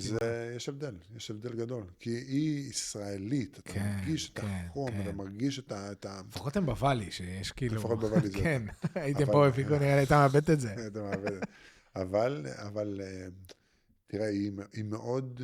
היא חזרה מאוד בחרדיות, בעולם החרדי לזה, וזה לי עושה המון טוב, כי זה כאילו מיישר לי פינות שאני כאילו, נקרא לזה ברסלבי מדי, או נקרא לזה מעופף מדי. פרי סטייל מדי. אז היא כאילו, ואני לפעמים מביא את העולם של הדבר הזה לתוך העולם שלנו, ובפרקטיקה זה הפוך. היא מאוד חולמת בעולם, וזה, לעשות וזה, ואני גבולות וסדר, ולוזים וכאלה. אז כאילו אנחנו הופכים אחד. חסד וגבורות היא ברוחניות מקבעת אותי, אני בגשמיות מקבע אותה, ואנחנו כאילו, וזה מעניין. וואו. זה מאוד מעניין השילוב הזה, ובאמת כאילו... איזה קטע, לא איחלת לזה, לא כלום, יצאת ממערכת היחסים, אחי, כאילו, תן לי שקט. אני רציתי להתחתן שוב, רשמתי לי רשימה מאוד ברורה. אז היית אבל לא חשבתי שזה יהיה בתזמון הזה, אמרתי שנה, שנתיים, נדבר, נראה, נחשוב, נתחיל לצאת. ואתה יודע, אחד העצות שקיבלתי מהאדמו"ר מסקבר, שהוא במונסי בניו יורק, שכאילו בעצם אחד הרבנים שעזר לי לחזור בתשובה, הרב שיפל, שהוא גם מניו יורק, בעצם העביר לי רעיון ממנו, שהוא אומר, אתה עכשיו רוצה להתחתן עם בחורה, אתה רוצה להכיר את הזיווג שלך. הוא אומר, תעשה רשימה של 10 דברים הכי חשובים שאתה רוצה באישה שלך. וואו. ואז הוא עשה את זה לא, באותו זמן, לרב שיפל. והוא בא, רשם לו רשימה, ואז הוא החזיר לו את הרשימה, האדמו"ר לקח את העט שחור, מחק לו את כל 6 התחתונית. הוא אומר לו, 4 הראשונים זה ה-non-negotiable שלך. אתה לא מתפשר עליהם, לא משנה מה. אבל כל השאר, תתפשר, לא משנה כלום. מעניין, אז תעשה רשימה. אז עשיתי רשימה. של 10? עשיתי רשימה של 10. אבל 4 הם 4 עליונים, זה מה שאתה מתפוצץ העולם, אתה לא אבל על מוותר. 6 אתה יכול להתפשר. אבל הכל השאר אתה מתפשר. מה רשמת? אני רשמתי, אני לא זוכר את זה בעל פה, אבל אני זוכר פחות או יותר. אני רשמתי לעצמי שאני רוצה מישהי שיהיה לה חום ואהבה, אני רוצה מישהי שתהיה איתי בראש של לצמוח בדת ולהיכנס לזה כמו שצריך. אני רשמתי לעצמי מישהי ישראלית, אני רשמתי לעצמי מישהי שרוצה משפחה גדולה. אני חושב שהמראה אצלי היה שם אולי איזה 8 או 9 וואלה. באמת. יפה. וזה הפוך, כי אני בעולם הספורט, זה היה 1, 2 ו3, כאילו זה היה מאוד גבוה. אחד זה המראה. החשובים. כן. צריך נסיעת חן. לא, זה בוודאי שכן. כן. אבל כאילו זה לא היה הדבר הראשון שהוביל אותי בחיפוש. אני רציתי מישהי שעומד בלחצים. אז כאילו ניסיתי באופן מלאכותי, באמת אני אומר, והיא תראה את זה, או תצחק או תכעס, אבל אני כאילו ניסיתי לשים סיטואציות שהן מלחיצות, כדי לראות איך הן מתמודדות. וואלה. וזו הצעה טובה שאני קיבלתי ונתתי את זה לשתי חברים שלי, והם עשו את זה, וברוך השם הם נשואים היום ושמחים, וזה היה אחד ההחלטות החשובות של זה. מבחן כזה. ומישהי שבאמת טובה ונחמדה לאחרים, אתה יודע, הרבה אנשים עושים את זה.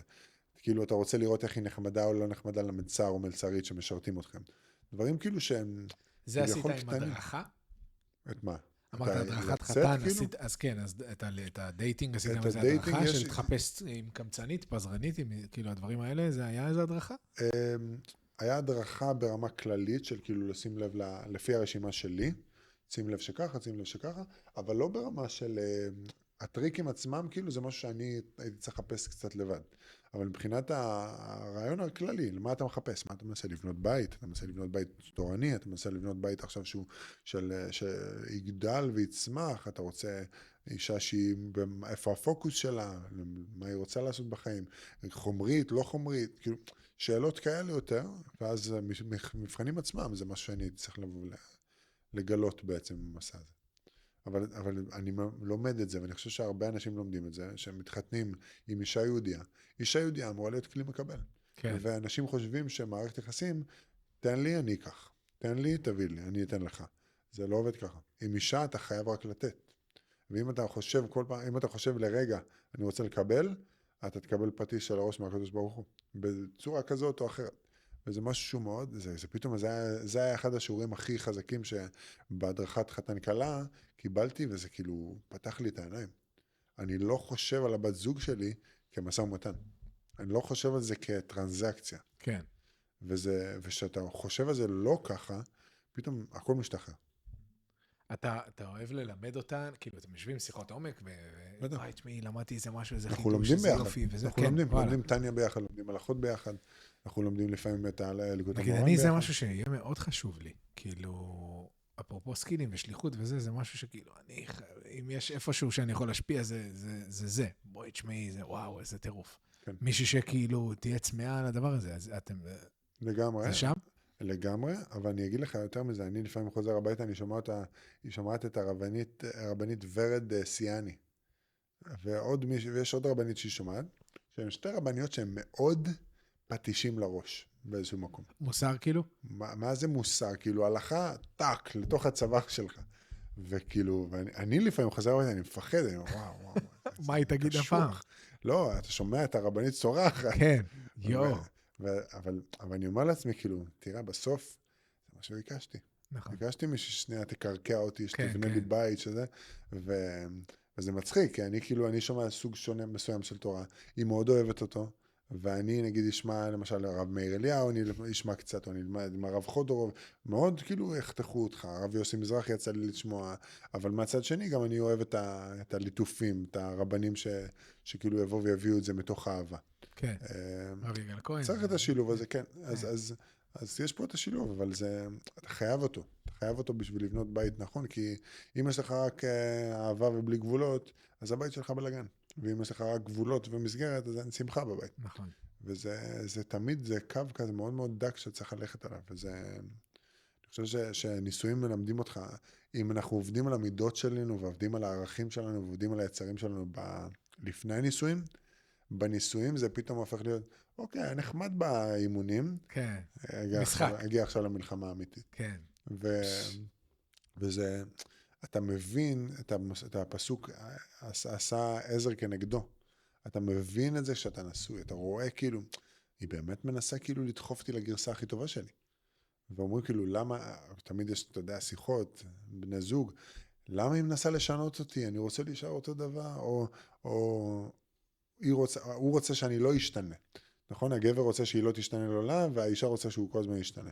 אבל האישה, כל המקום שלה זה לבוא ולשנות אותך, כאילו, היא בסוף, היא משדרת לך, בגלל הבינה היתרה, היא משדרת לך שדרים מהקדוש ברוך הוא. עכשיו, כשבן אדם מבין את זה, היא צינור שלי לקדוש ברוך הוא, הליקוטי מאהרון אומר לך, האישה זה המקור לפרנסה שלך, האישה זה הכלי שלך לקבל שפע בכל התחומים, האישה זה יישוב דעת אם אתה מתייחס אליה בכבוד ואוהב אותה, אז אתה מבין כאילו, היא המפתח להצלחה בחיים. יש שני מפתחות שאני באמת לומד עליהם הרבה, והם מאוד מובילים אותי בתקופה האחרונה נקרא לזה, זה האישה, היא מפתח להמון המון דברים ברמה של ממון, ברמה של שמחה, ברמה של שפע, והיסוד הוא לשמור את הכלי שלי שיחזיק את השפע הזה. כאילו שמירת היסוד, שמירת עיניים. עכשיו, אני חושב שזה, אני לא זוכר אם זה היה, אולי הרב רפאל אבוחצירא מדבר על זה, שאתה עכשיו הולך ברחוב, עכשיו אנחנו גרים פה בלוס אנג'לס, אתה רק מרים את הראש מהדשבורד, אתה רואה דברים שאתה לא רוצה לראות. כל פעם שאתה מסתכל ולא אהבת את העיניים הצידה, אתה, אולי אתה, הבת זוג שלך, לא עשית כלום, אבל אולי הבת זוג שלך לא טוב ותגיד לך, או לא קרה משהו, אבל הנשמה שלה מרגישה. והיא תבוא ותתהפך עליך פה או שם או שם, אתה לא תבין מאיפה זה בא. הנשמה שלה מרגישה. וזה מאוד מאוד קשה. מקשר גם את הדבר הזה. אז אתה מקשר את שתי הדברים, אתה פתאום בונה מפתח, באמת מפתח טוב לחיים. וזה מפתח טוב להצלחה, וזה, אני באמת אומר, אני רואה שפע בדבר הזה. אני רואה בזה כאילו, וואו, זה עובד. כן. כאילו צ'יט קוד לחיים באיזשהו מקום. שניים זכרו, שכינה ביניהם. כן. זה באמת צ'יט קוד. כמובן, וכמו שאמרנו, תכסיסי מלחמה. כל יום. שריר. כן. זה שריר. ממש. אמונה אמרנו. אמונה, עבודת מידות, ועבודה מול היצרים. ועבודת המידות. מה זה המידות? המידות, להפוך להיות יותר סבלני, פחות כעסן. שזה גם יצרים איפשהו. יצרים זה תאווה, עייפות, עצלות, היצר הידוע, שמירת עיניים, אני יודע מה, גאווה, אוכל, כבוד. כן. אבל גאווה, כבוד זה כבר גולש למידות. למידות. זה זריזות, זהירות, ענווה, כאילו, זה לקחת, כמו שאתה אומר, אסור מרע ועשה טוב. אסור מרע זה להיזהר מהיצרים, ועשה טוב זה לבנות עכשיו את עצמי. אני לא רק בורח כל פעם מדברים לא טובים בחיים, אלא אני גם מנסה להתקדם ולבנות בניין פה. כן. אז הבניין פה זה עבודת מידות. עכשיו, הרב הינוקה, פגשתי אותו לפני פסח, לפני שנתיים, שהיה את 400 טילים מאיראן. אז פגשתי אותו איזה כמה ימים לפני, גם מאוד מאוד סיפור, אתה יודע, אני יושב שם עם אחותי במוצאי שבת, אחרי שבת מדהימה, הם גרו בפרדס חנה, היו מפונים כמעט שנה מהבית. ואנחנו שומעים, אוקיי, יש לנו 400 טילים מגיעים אלינו עכשיו בדרך, וכמו איך קוראים לזה? וולט, בדרך אליך, תחכה. כן. ואנחנו יושבים. אני עושה פתאום הקטורת בארבע הפינות של הבית, והיא עושה תהילים. אמא שלי פה, האחיינים שלי פה, פשוט הולכים לישון, קדוש ברוך הוא אתה איתנו. קמים בבוקר, ניסים מול העיניים.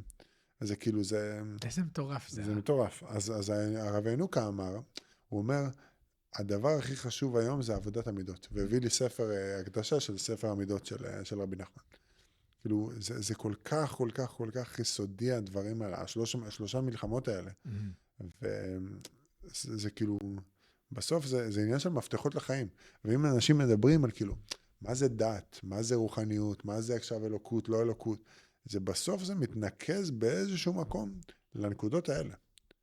לעבוד על המידות שלי, לעבוד נגד היצרים שלי, לבנות עכשיו את העניין של האמונה שלי, ובתוך זה, יש לך פה מפתחות גם, אתה יודע, עכשיו השתמשתי בצ'יט קוד לכבד את האישה, הופ, קפצתי פה, עכשיו השתמשתי אני עבדתי על מידות שהן יסודיות, שבונות לי הצלחה, הופ, קפצתי מפה, זה דברים שכאילו אתה אומר, יש לי פה עכשיו מדריך איך להיות מצליח בחיים בכל תחום, לא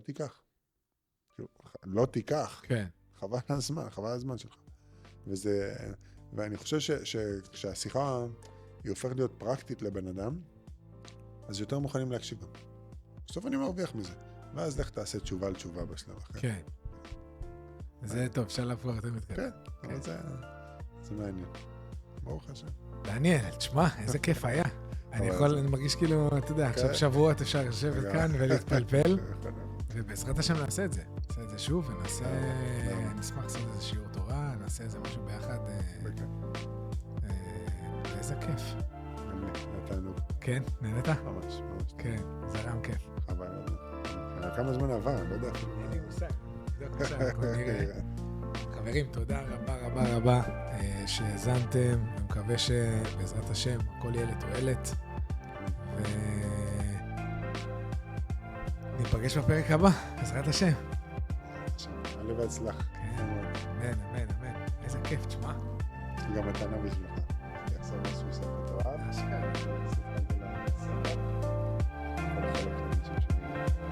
למה תן לי להביא את זה?